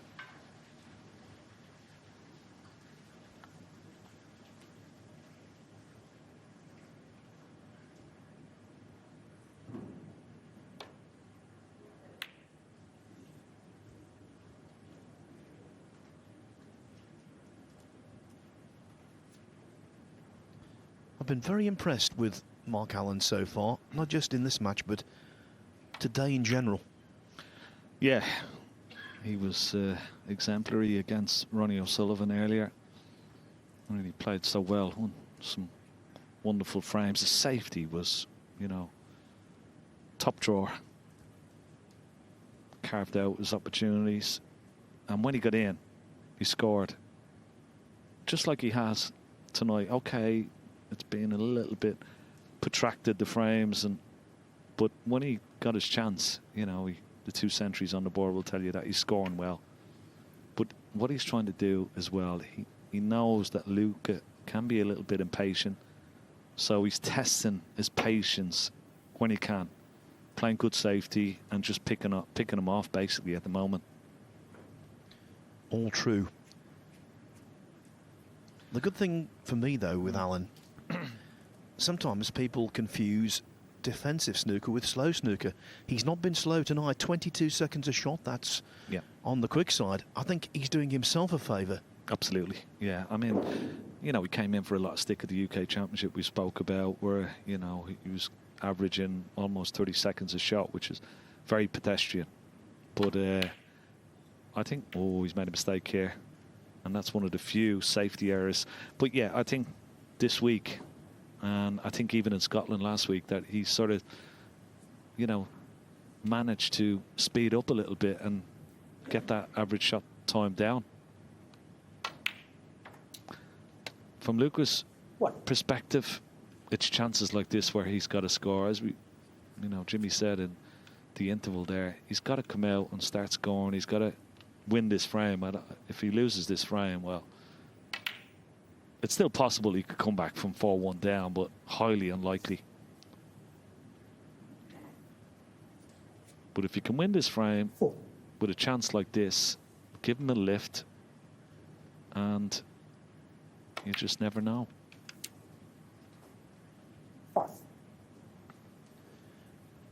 Well, he's a streak player. Here's Brecel. Can be inspirational. And when you talk about great crucible comebacks, coming back from 14-5 down to win 17-15 in the semi-final last year against Si Jiahui, that's going to be one of the very, very best. Yeah, without a shadow of a doubt. I think it was. It was up there with the great Dennis Taylor, of course, when he was 8-0 down to Steve Davis in the final. But yeah, he's a very streaky player and very fast scorer. But he's going to need intuition now. He's going to need to rely on it.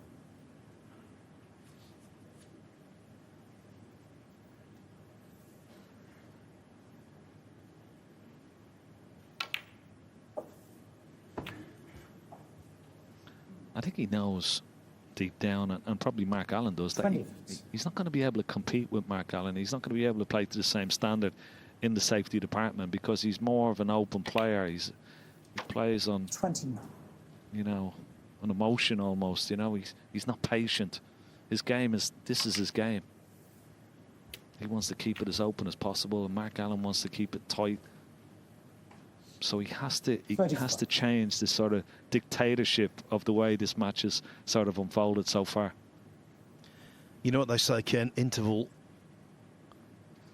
changes matches. 36. Maybe that's the case here. Highest break before the interval for Brecel, 27. That's already been eclipsed.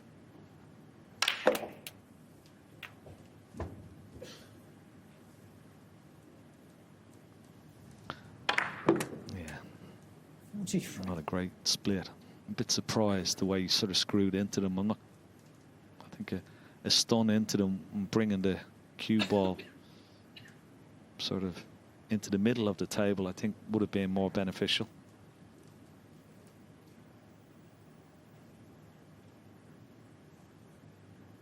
Can he chip this red into the right centre pocket? He could play it with an element of safety. Don't think he will be leaving a red on if he... No, didn't play for it, just played safe, put a red safe, and happy with his 43. Didn't want to push the boat out.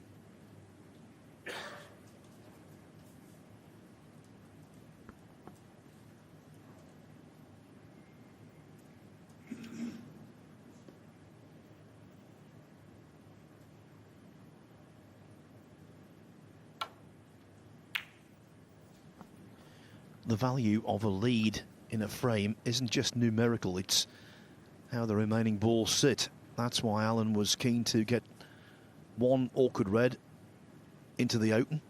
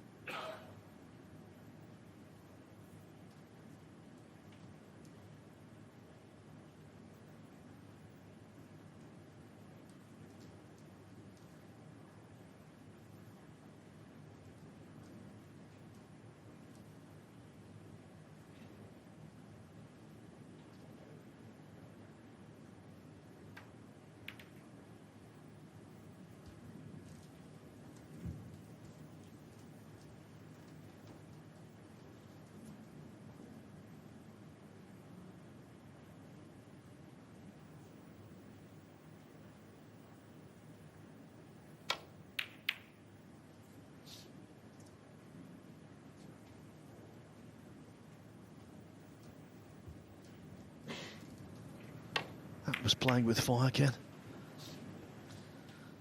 Yeah, it was like a little tempter, wasn't it, that Mark Allen had left for him, and he sort of fell into the trap.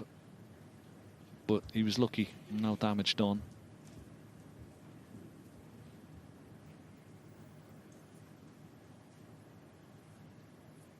It's a different psychology now for Luca. He's trying to keep red safe.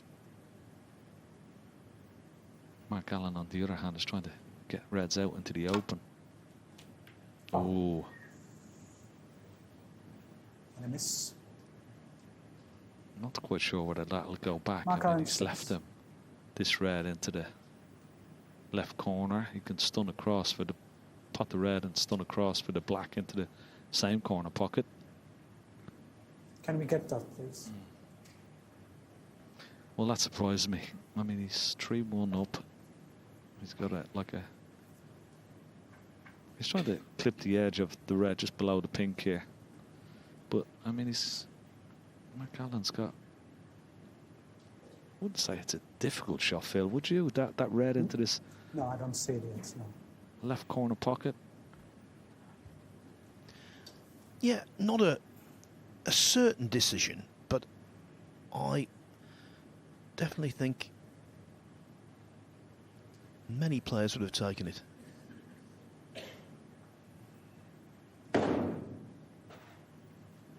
Sometimes, though, what is good for one isn't good for another. I'm just a little concerned that might be an indication so close to the line he could be going into his shell, and if he does that, that might be a bad thing for him. Yeah, it might be where he's sort of trying to protect his lead and not make any mistakes. Just take a look. Look if you can see it. But I mean, Luca doesn't have to play this shot. I mean, he can lay onto the red on the right-hand side here. See any small margins, Marcel? The problem for Luca is that if he is playing this particular red, Going to move the cue ball slightly, because the pink was probably on its spot, so it must be the cue ball. Just take a look now. If you just give me a second. You mean this way?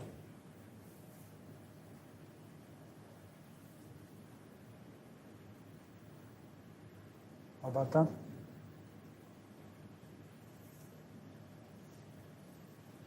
One of those replacement situations where tiny margins make huge differences.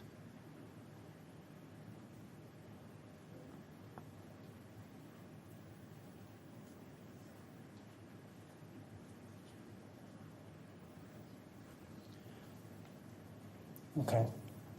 Luca, Mark? Kevin Dabrowski, the referee, looking to Marcel Eckhart, his marker, to give some guidance. And I think we've arrived at the original position.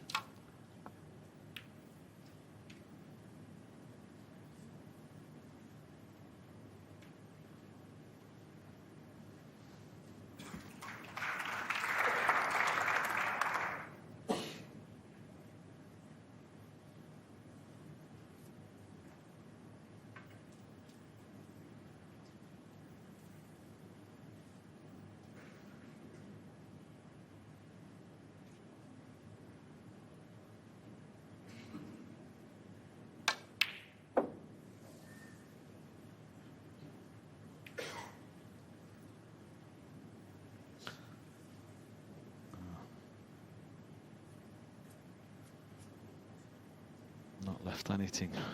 Mark Allen when he attempting that red. So just a safety from Luca.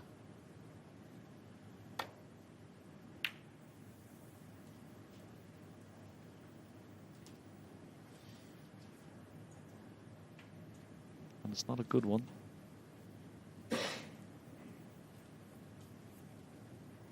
Mark Allen, is he going to entertain this red into the corner?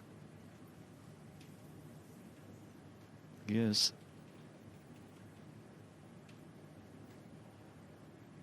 Pots it, it'd be nicely on the pink. Lovely shot. Lovely, lovely shot. there's an argument to say, Ken, that's the best shot of the final so far. He cued it as sweet as a nut.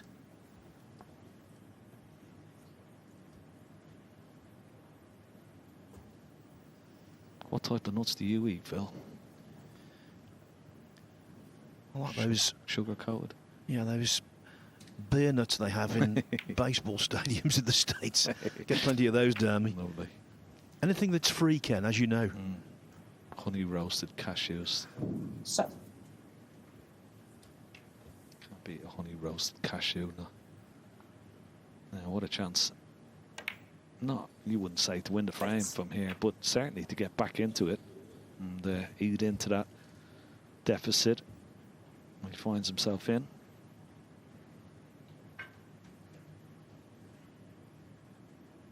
The 3 reds right of the green will be a problem further up the road, but don't be worried about them just yet. Trying to concentrate on the reds down this end of the table.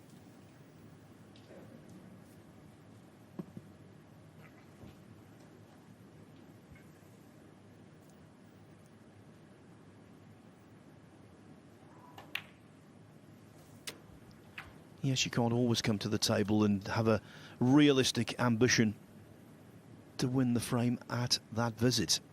But you can punch a hole in your opponent's advantage, and that's what Alan's in the process of doing here.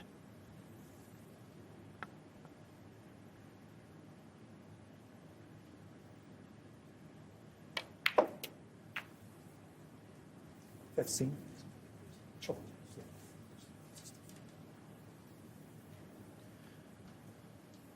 If Alan can pot 4 or 5, 6 more balls, then the insurance policy provided by the 3 reds close to the side cushion up towards the baulk line, that was the insurance policy for Luca Brecel, now becomes a headache for him because he'll need them.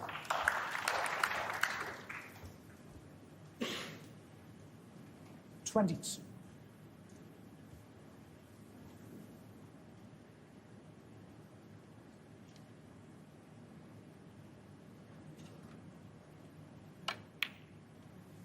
$23.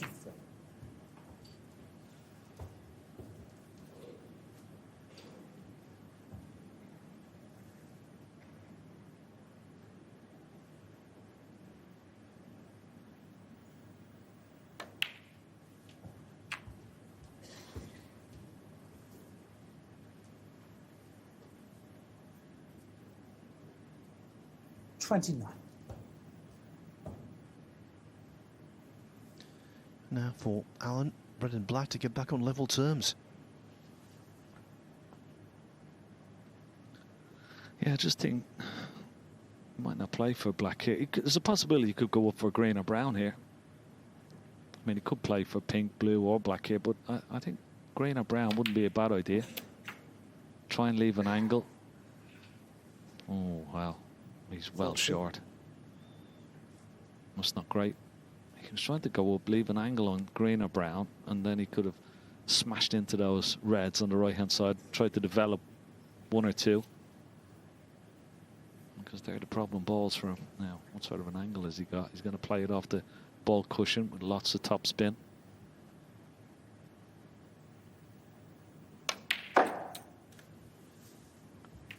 Just couldn't generate the pace.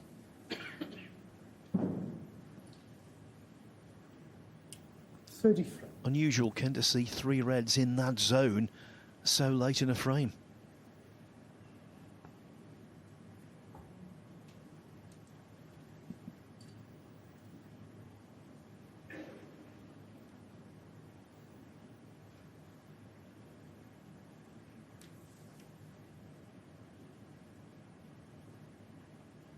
Yeah, this red clearly pots, certainly not easy.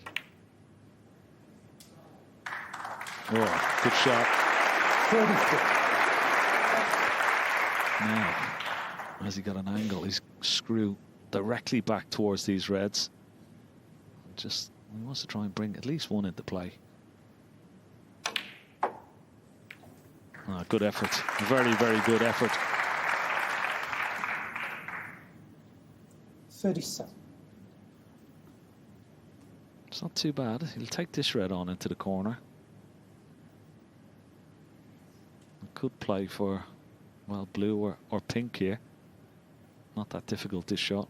Expect them to get it. No problem. 38. And if he's got a nice little angle, he's quick look at the blue. If he's got a little angle on this blue, he can stun right behind. No, well, thought he could have stunned right behind that red, but he can get close to the red. One cushion. Have a look at this for a positional shot. Beautiful. Not the highest break of the match, far from it. But maybe the best. It's been such a fighting contribution. Can it continue?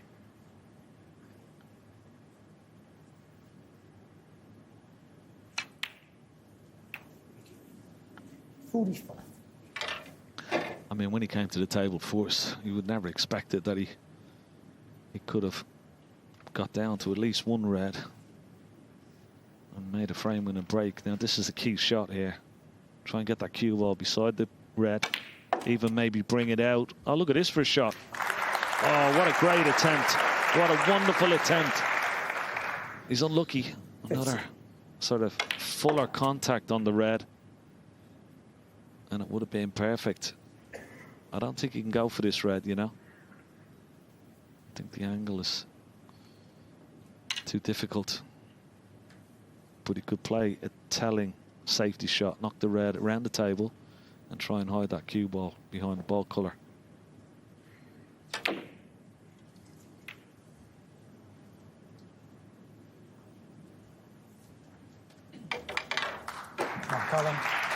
You know, the best clearance of this tournament was Mark Allen's 53 to nick the second frame against Ronnie O'Sullivan in the semi-final by a single point.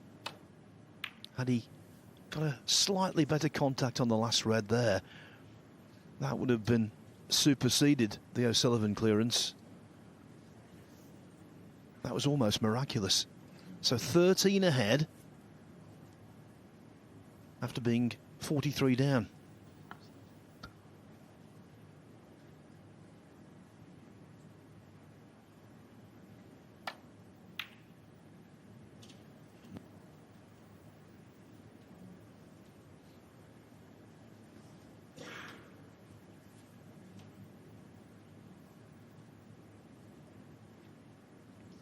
I don't think Luca will be going for this red. He may just play the safety shot. Trying to hide that cue ball once again behind the ball colour. Will it make it behind the green? If it does, it's going to be a good one. Ooh. Just a glancing blow, but he's got the snooker. So the age-old problem. Not so difficult to hit, but he's got to get it safe.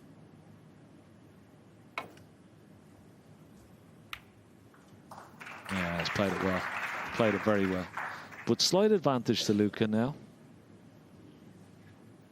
Put that red up into the bulk area. Try and get that cue ball back towards the behind the black. Oh no, he's under hit the cue ball, but the red is pretty good.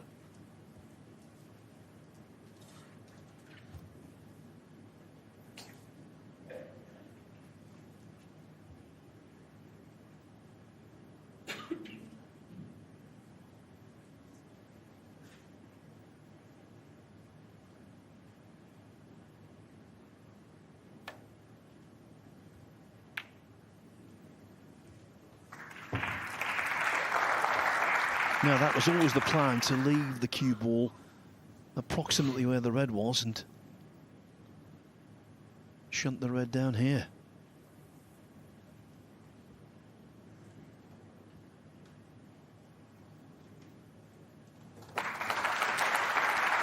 Pure and simple containment.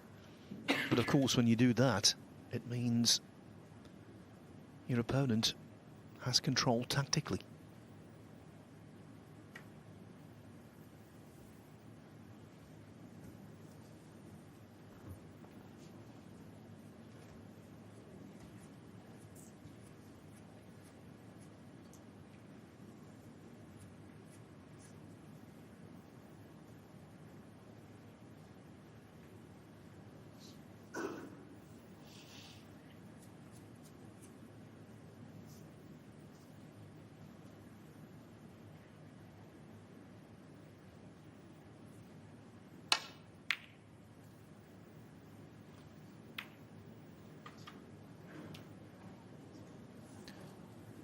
The red meanders over a pocket. Can Allen seize that 4-1 lead and move within a frame of the title?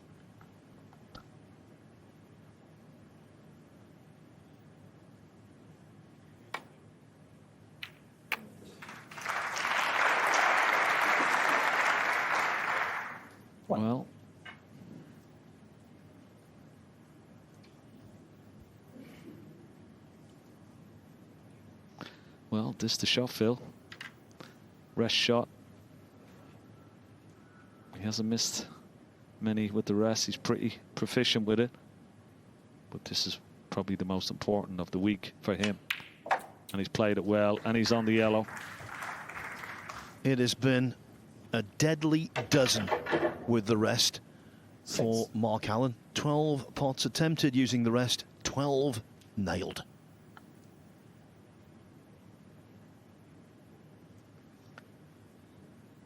19 ahead, so yellow and green required. Cue ball has to travel quite a good bit, but this is not a great line. Ooh, it's actually not too bad. Thought it was going to drift towards the center of the green, but it's just held up in time. And the fact that he's a left-hander, he can reach this. Just needs the green, of course, to go 24 ahead with 22 remaining. Frame ball for a 4-1 lead.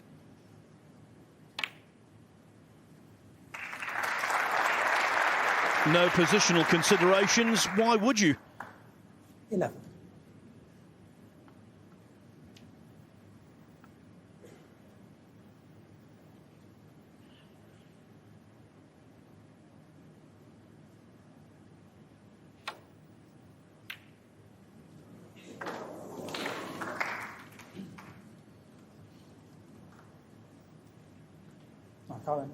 Not quite over the line yet, but if he does win this frame, I think it will be the most satisfying of all the frames he's won tonight.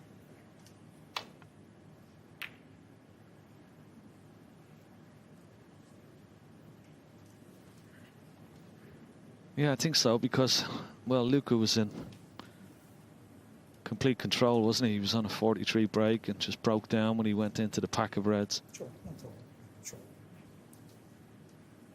And then the situation of the table with probably 4 or 5 reds safe at the time, that didn't expect he was going to lose. Luca, he was in a dominant position, but Mark Allen chipped away at the lead, and well, looks like he's going to get over the line. Great frame to win, and that will secure the frame now. Excellent. 1 away from champion.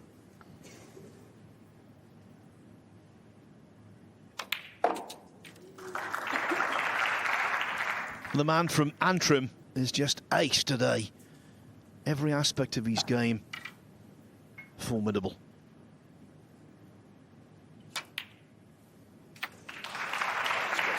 Sure. Luca Brecel has so much to do. That's because he's 3 adrift with a possible 4 frames to play. Allen, 1 hand on the trophy.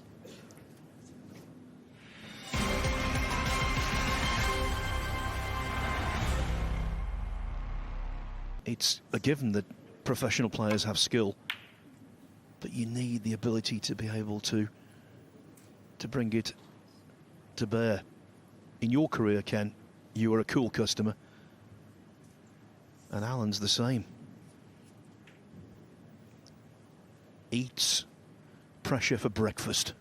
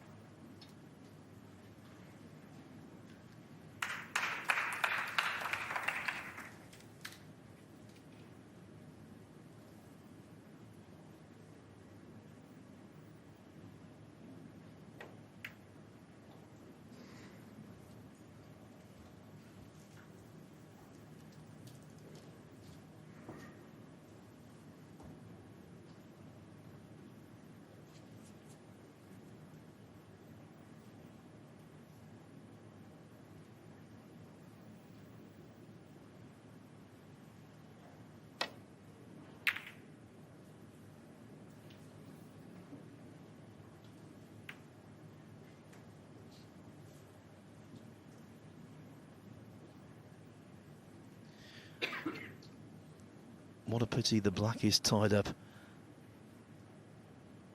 What a finish that would be.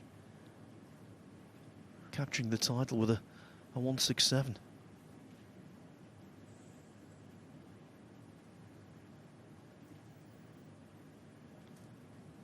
You have to think it's pie in the sky.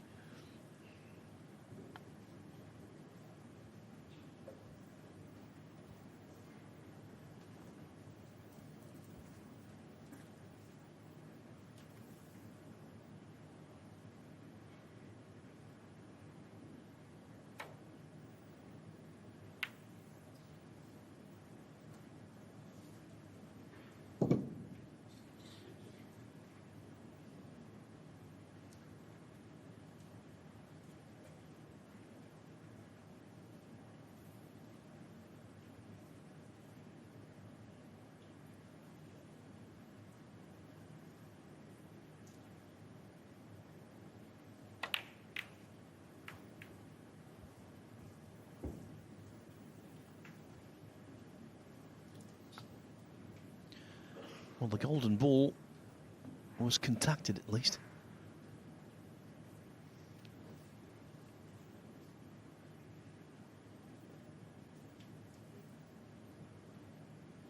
He's on the red. Not quite sure he can stay on the black here. Cue ball will be going up the table, you would thought. Couldn't avoid the black. 1.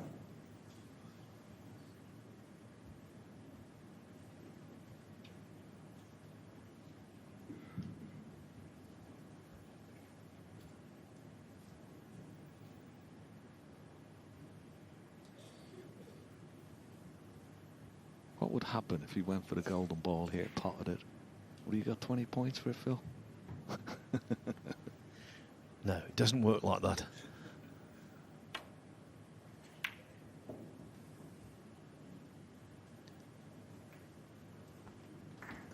Well, the ball should come up now, so it'd be no good even if he got a snooker behind the golden ball.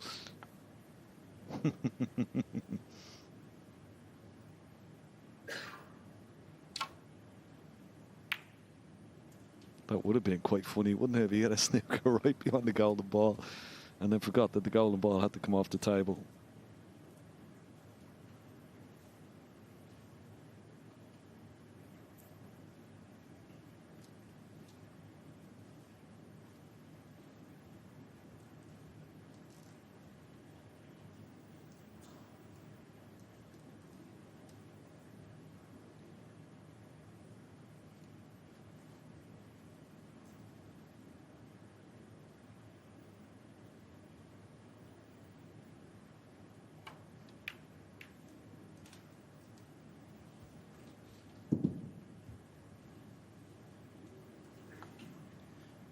Can Luca Brecel muster some kind of fight back?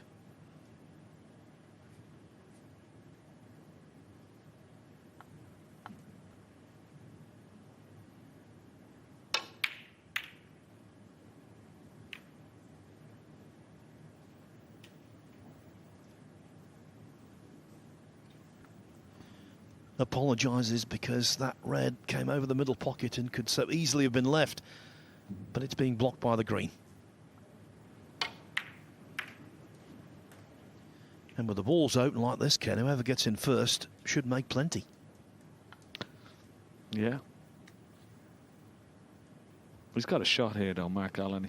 He can play a containing shot, leaving the cue ball down near the top cushion. That's the cushion just below the black spot. He's going to play an alternative shot. He's going to try and, well, maybe he might play, yeah, just down here. Leave it somewhere just below the black spot. He should be okay.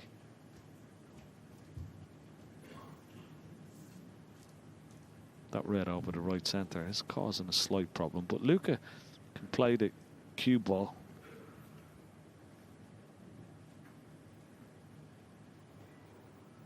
He can play the cue ball and try and just nestle it up near the yellow pocket, anywhere there, and he should be okay. Well, he could get behind the yellow, which is not too bad either, but as long as he covered that red on the right hand side, he was okay.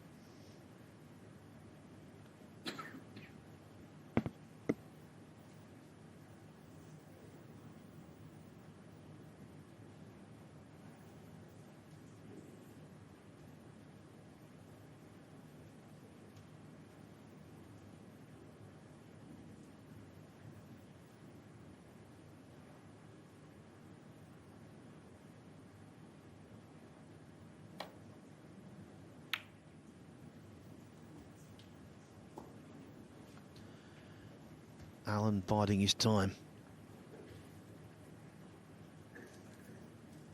Maybe hoping for a sign of impatience from Brecel. Trying to maybe seduce the Belgian into taking on a low percentage pot.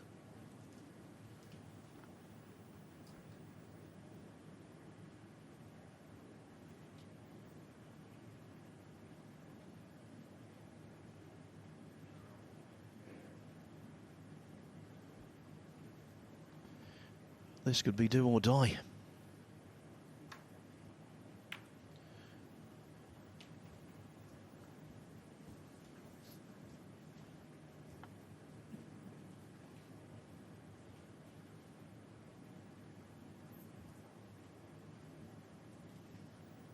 So he's holding a slight advantage here, Luca Brecel. There's no way you can pot that red, Mark Allen. So once again, very difficult to get back into the balk area, so just containing safety shot. Once again, leaving the cue ball down this end of the table, just below the black spot. Oh, but didn't play that the way he wanted to, but no damage done. I think once Luca removes this red here near the right centre, then the game will get back to some sort of normality.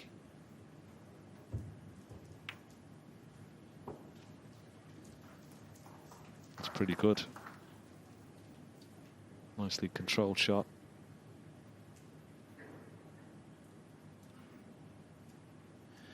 Yes, an obvious return into the safety of balk. He's not there.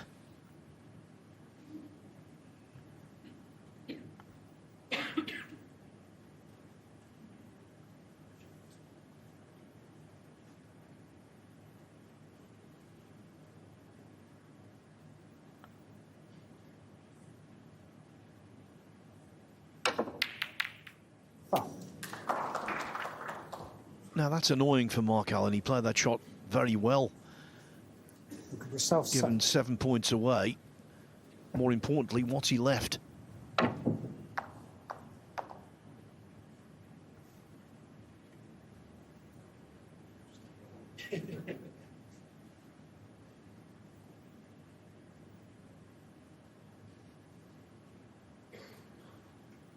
Well, he's left himself in another predicament because Luca Brecel, of course, had the right to put him back, and that's what he's done.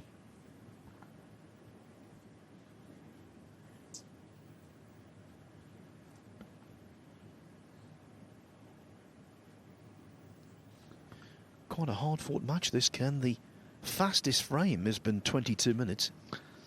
Yeah. Tough match play, isn't it? Just to try and get the chances both players have been waiting for. Oh, this time he's potted another ball by trying to play a safety shot, but instead of the black, it's a red. We've seen some absolute belters of flukes this week, Phil, haven't we? I mean, the best one was probably Mark Allen's one when he fluked the black on 57. And then, of course, Luca had a cracker earlier as well against Mark Williams. Now, this might be the chance that Mark Allen has been waiting for. One good positional shot here. Oh, would you believe it? Would you believe it? Mark Allen, wait. Did he see the winning line there? That brown goes in, he gets on a red. Well, was at least 40 or 50 points there waiting for him. Snooker has a collection of phrases. One of them is, the last frame is always the hardest to win. It isn't always, but it is often.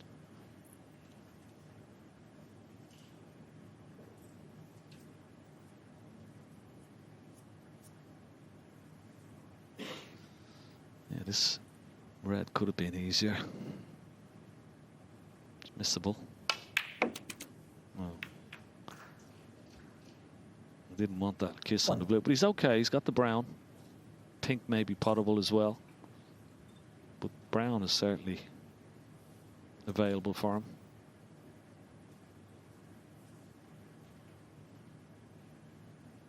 He's having a good look at the pink, is there? I think that pink is potable.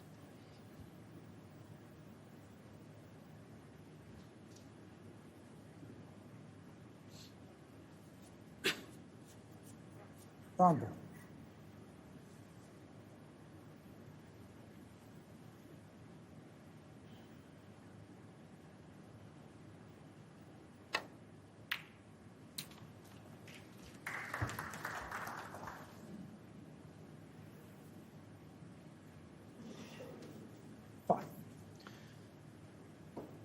Well recovered. Is there anything left in the tank?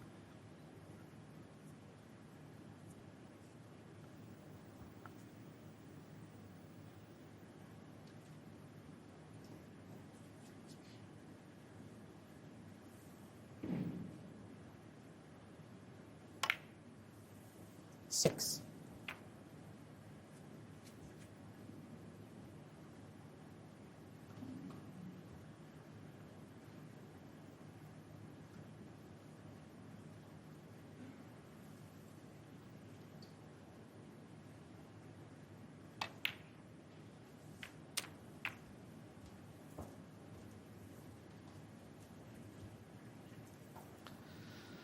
Very hard to avoid that red on the left-hand side. But he still has this red just to the right of the black. Can he control it? Can he haul for the black? He's gone up for the pink instead, but needs to get top side. Needs to run. No, it hasn't done.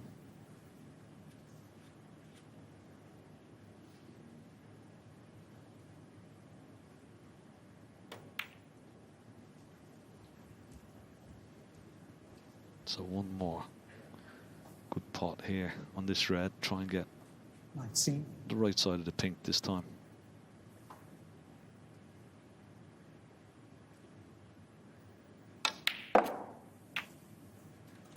Still can't get top side. And that one was quite a dull reaction, wasn't it? Don't think it was a full-blown kick, but it certainly didn't zip as it normally would.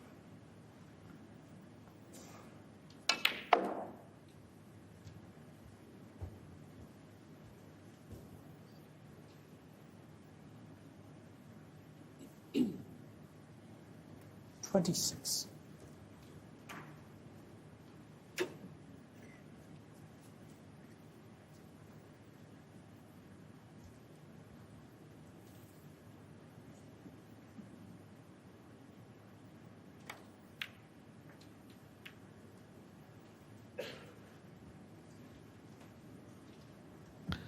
Well, that's a careless shot.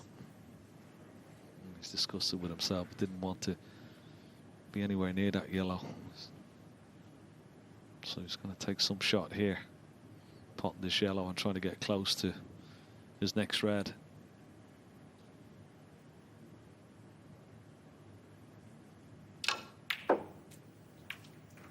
Well, that little kiss will do, and needs another one. That's not too bad. 29. Still not perfect. He's going to need another good pot right into the left center. No, it's very hard to keep potting difficult balls, no matter who you are. Luca Brecel, 29.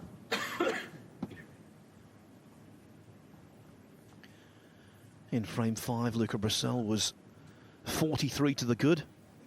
Allen salvaged the frame. This time he's 34 behind. Not an ideal table. The plant doesn't interest him.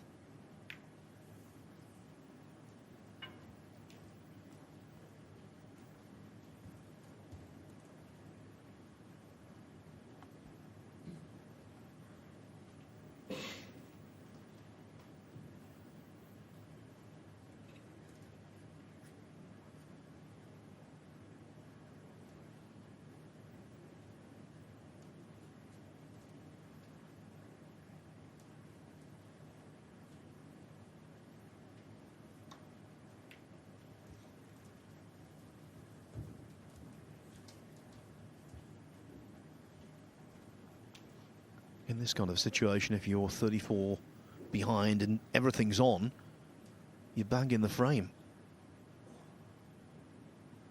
Where the reds are, Alan's got a lot of toil ahead.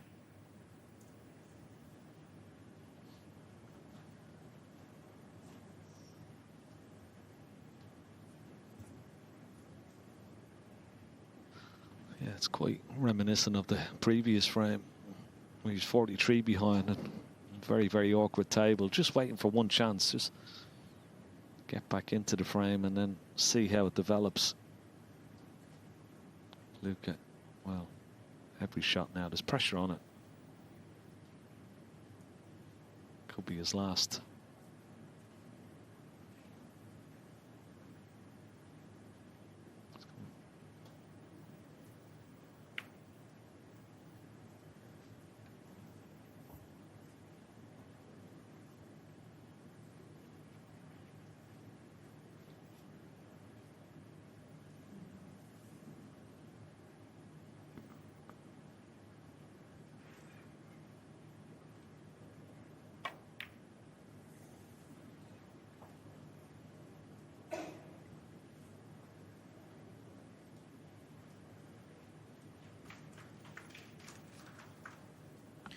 Didn't want to make contact with the brown. He just caught the paint.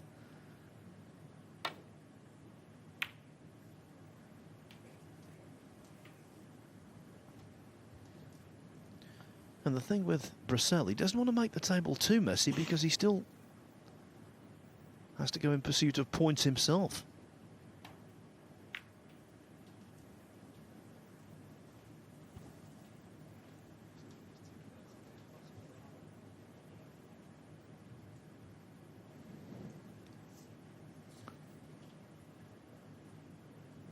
These two reds, well, there you see it. They're almost in a line. Now, there is a big gap between the two reds, but you could play this in such a way where you could play it as a shot to nothing. Doesn't like it. I think he's just playing a containing safety shot. Try and get the red safe on the right-hand side of the table.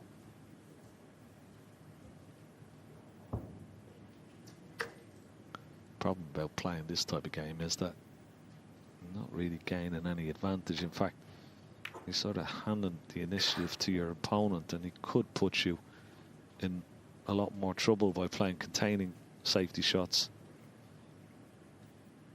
He play the same shot again, try and put the red on the left-hand side cushion, cue ball beside the black. That's what he tried. Well, he didn't play it well. Now, see, that's the problem. He's playing a lot of containing safety shots instead of being his usual aggressive self, and he's fallen into the trap, Luca Brecel.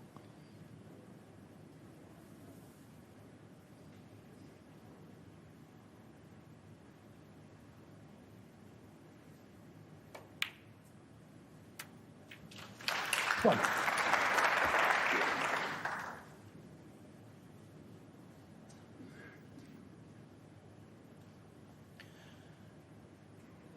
Too early to say that Alan isn't to win.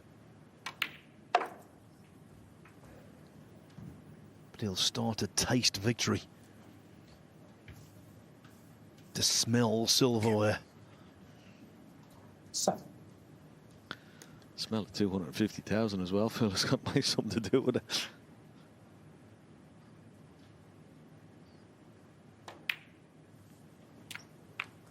But yeah, he won't be thinking of the money, of course not. He wants his hands on that trophy.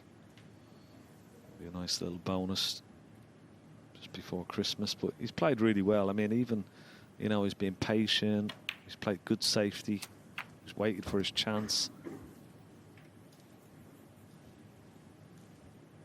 I think, you know, on reflection, if Luca did have a look back, and okay, still a bit to go. I mean, this match is still alive, but should Mark Allen win it from this position? Just against the odds, the way the position of the balls, but you know, by the time Luca comes back to the table, he could actually be behind. But yeah, I think if he looks at the match as a whole, I think he's let Mark Allen dictate the pace and the way the frames have developed instead of being his usual aggressive self. 21. But it's hard to play against someone who's, you know, so competent and, as I said, in all departments of the game. His safety's been excellent when he's got in. He's taken what's on. He's scored well. There hasn't been anything there, or it's been too difficult. He's tied his opponent up. 26. And it's really good quality match play snooker. Head shake there from Allen. Not quite where he wanted to be on the black.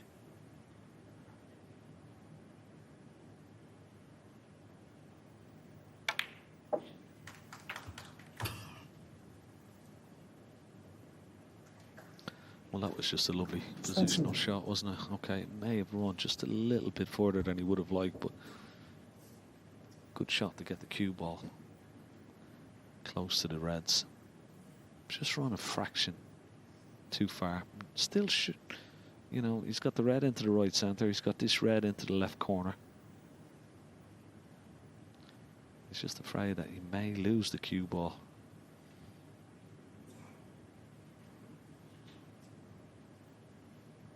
I think he should be okay. Once he avoids the black here with the cue ball, we're potting this red.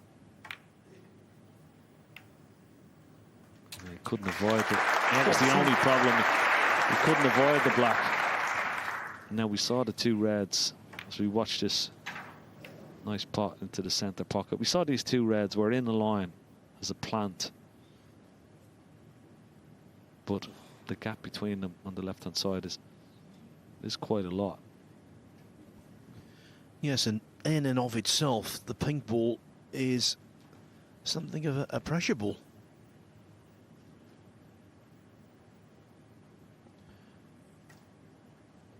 That's why it was refused in favour of a snooker behind the black. No quarter given. No, I find it hard to refuse that pink in the middle there.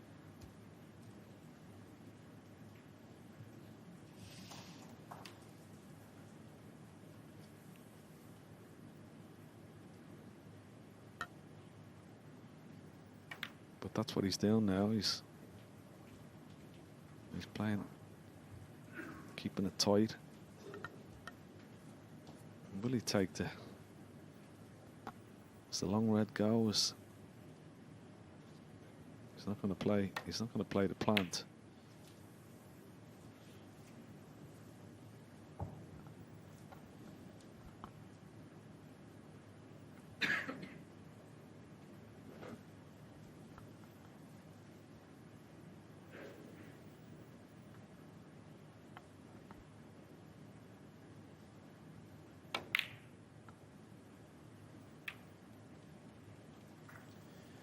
When Mark Allen was last in the winner's circle, when he beat Zhang Anda 10-8 in the final of the Players' Championship in Telford, England, back in February. That was a late finish, but not as late as this. Local time,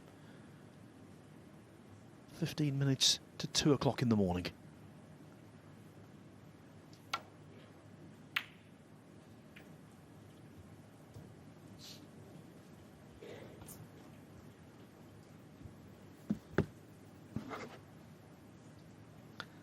Chance for Mark Allen here, the red on the blue spot, but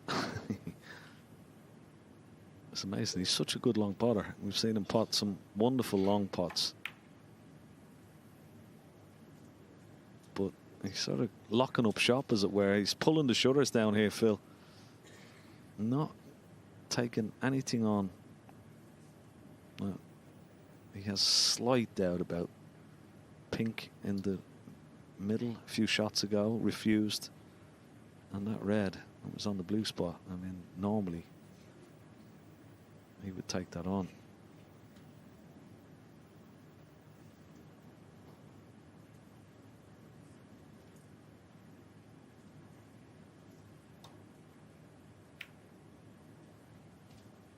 But his patience is paying off, because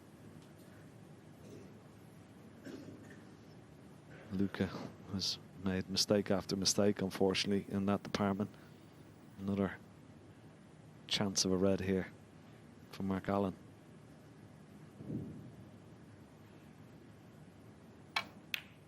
Oh, he's missed it. He's missed it. Wow. Didn't expect that. One of the problems when you get involved in a real dogfight is that sometimes you surrender your own rhythm.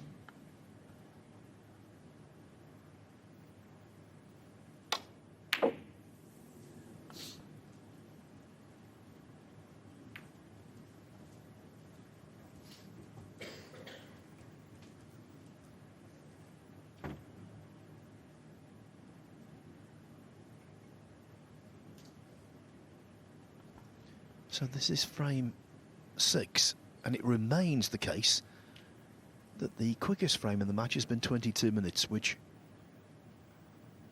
at the top end of snooker tells us that's been quite a slow match.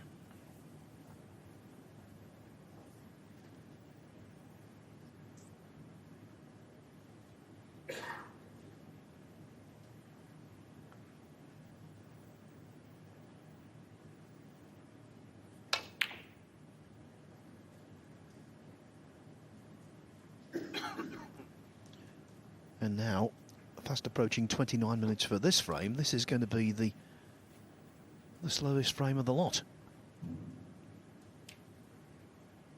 But Allen will play all night, all morning, just to get over the line.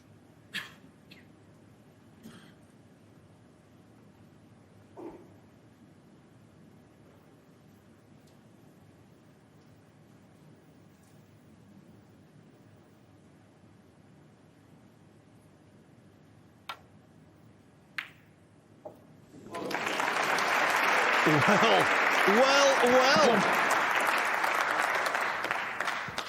Shot of the match so far.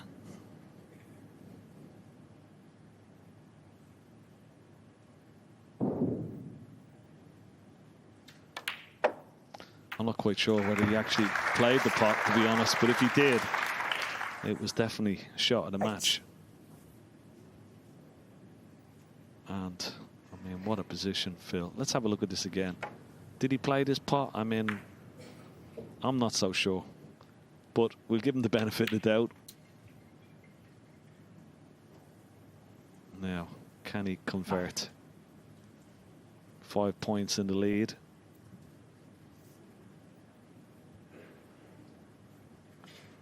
So he's going to need yellow, red, any colour.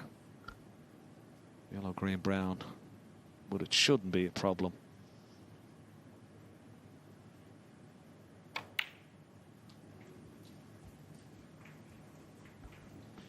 As we've already described, reliable for the most part under pressure.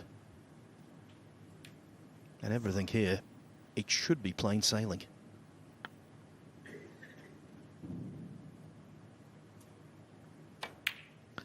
Yeah, I wouldn't be playing for the green here, because the green will go back on its spot, and then it'll be... The problem is that it doesn't pass the blue into the green pocket. So he's made it. Well, it's gone slightly wrong here, believe it or not. He needed to be closer to the blue. He was actually playing for the blue or the yellow there, but green is no good to him.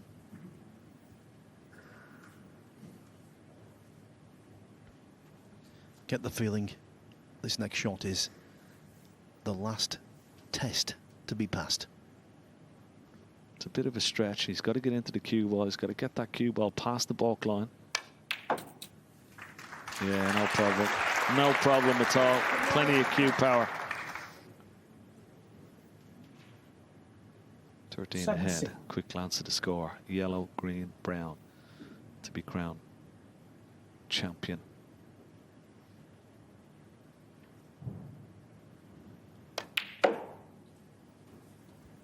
And he's been well worth the victory, Phil. He's played some great snooker. He played wonderful snooker to beat the reigning champion, Ronnie O'Sullivan, in the semi-final. And he's totally dominated this match. Even when he went 1-0 down, everything has been a wonderful night for Mark Allen. So this should be the clinching ball.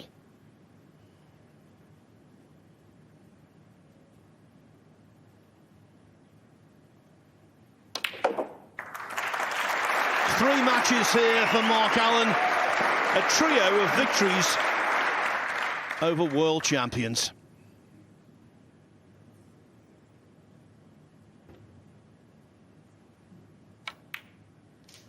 And now any semblance of doubt has been removed. 31.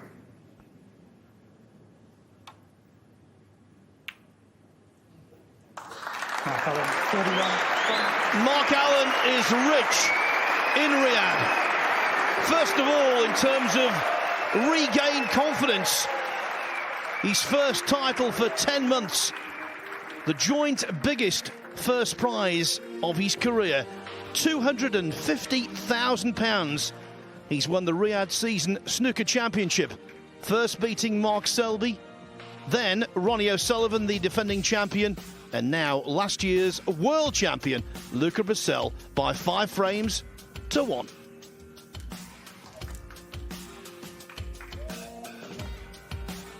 Ladies and gentlemen, a round of applause for your finalist, Luca Brecel, and your winner, Mark Allen.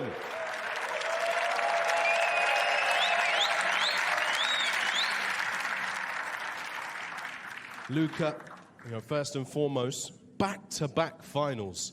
You went through some incredible talent to get to this stage. Zhang Anda, Kyron Wilson, Mark Williams. It's an achievement in itself. Yeah, it's been a good tournament for me. But in the final, Mark was so good. He's so good in safety battles. He makes it so tough for you. So, yeah, he played really well and he deserved to win. What was the turning point in the match for you? Was it that second frame, 49-0 up? Was that the moment you think things changed? Yeah, maybe. But even if I win that frame, Mark is so good, he could still come back. So, yeah, he just overall played much better than me. And finally, what are the positives that you're taking out of this tournament? As mentioned, the players you're already beaten. You're on the upward trend again. Yeah, exactly. I'm playing okay. Today, I didn't play so well, but yeah, I've been feeling good lately, and hopefully it's going to be a good second part of the season. Well, we're looking forward to seeing you in action. Ladies and gentlemen, your runner-up. Let's hear it for the Belgian bullet, Luca Brecel.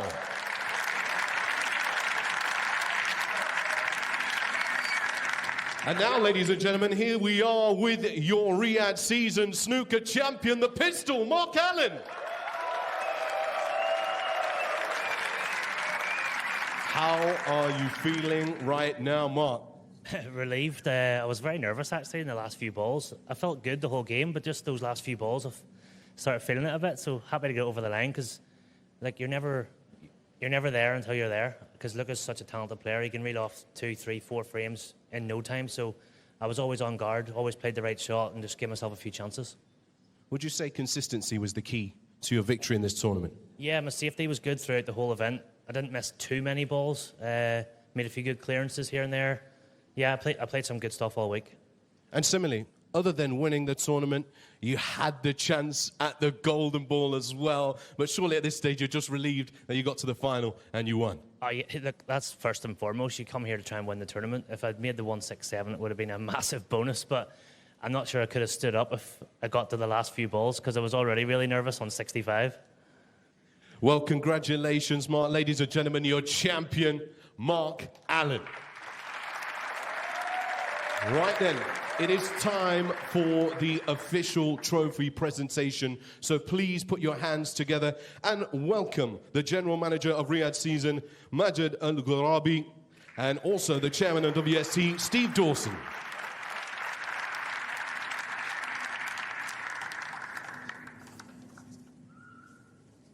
First, we congratulate your runner-up, the winner of £125,000. Let's hear it for the Belgian bullet, Luca Brecel.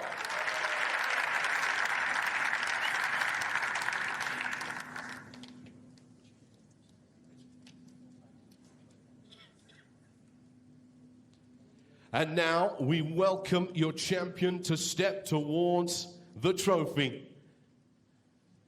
Your 2024 Riyadh Season Snooker Champion, it's the pistol, Mark Allen!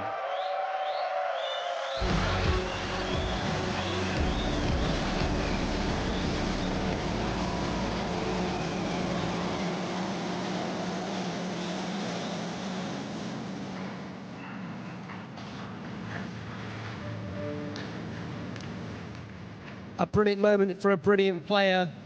And Jimmy, just a word on the tournament as a whole. The 167 idea, the very first tournament they had, I don't know if the players really thought it was possible. What we saw with this particular tournament over the course of the last 3 days, it's been special. Brilliant attempt. It's a fantastic tournament, you know, the 167, that $1 million extra prize. But to be in the kingdom, playing in these great facilities, all the players good playing Ronnie O'Sullivan Academy practice, get ready for it. You know, fantastic tournament. Mark Allen, deserved winner, played incredible against Ronnie O'Sullivan, played really well against Mark Selby, had a chance, and in the final he bossed the safety. And just a word, Stephen, as Jimmy alluded there, his route to the final, to beat Mark Selby, to beat Ronnie O'Sullivan, and then he was just too good, I think, against Luca Brecel.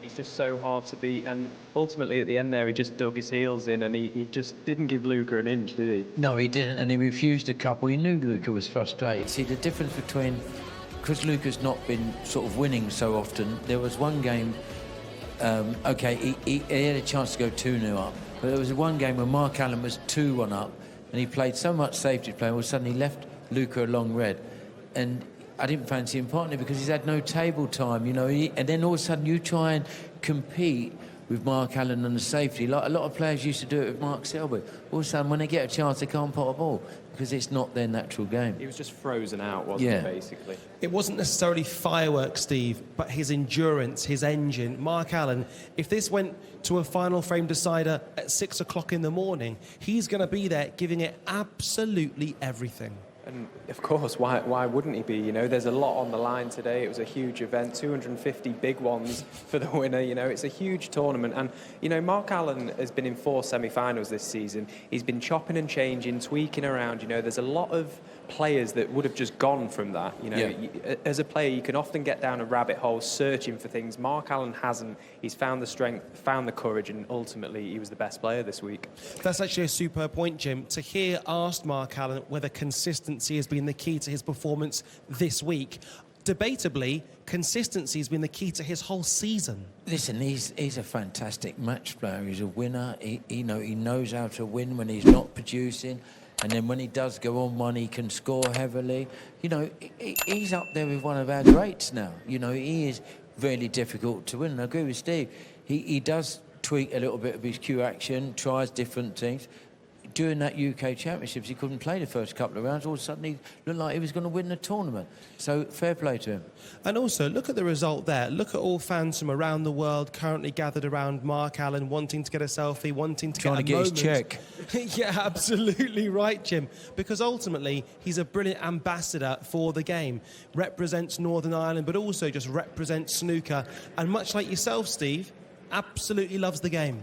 Yeah, and that, you know, this is what we play for moments like this. You know, Mark Allen, he's become one of the hardest match players in the game, one of the best players in the world, and he's right up there amongst the best. You know, it's a shame he wasn't at #1 for a longer period of time than in the summer, because he's really sort of become like this tough match player that probably deserves to be at the top of the game, but there's so many good players now. And Jimmy, we talk about the game growing around the world. Actually, for me, this has been evidence of it. We've seen fans from all around the world in what they call the global theatre. It really has been all four corners of the planet represented in all the seats over the course of the last 3 days. Yeah, and also, you know, the facilities here for the players, and you've got that Ronnie O'Sullivan Academy. They're fast tracking, you know, to teach players to improve. It happened in China. It took quite a few years in China. I think in the golf it's going to happen a lot quicker.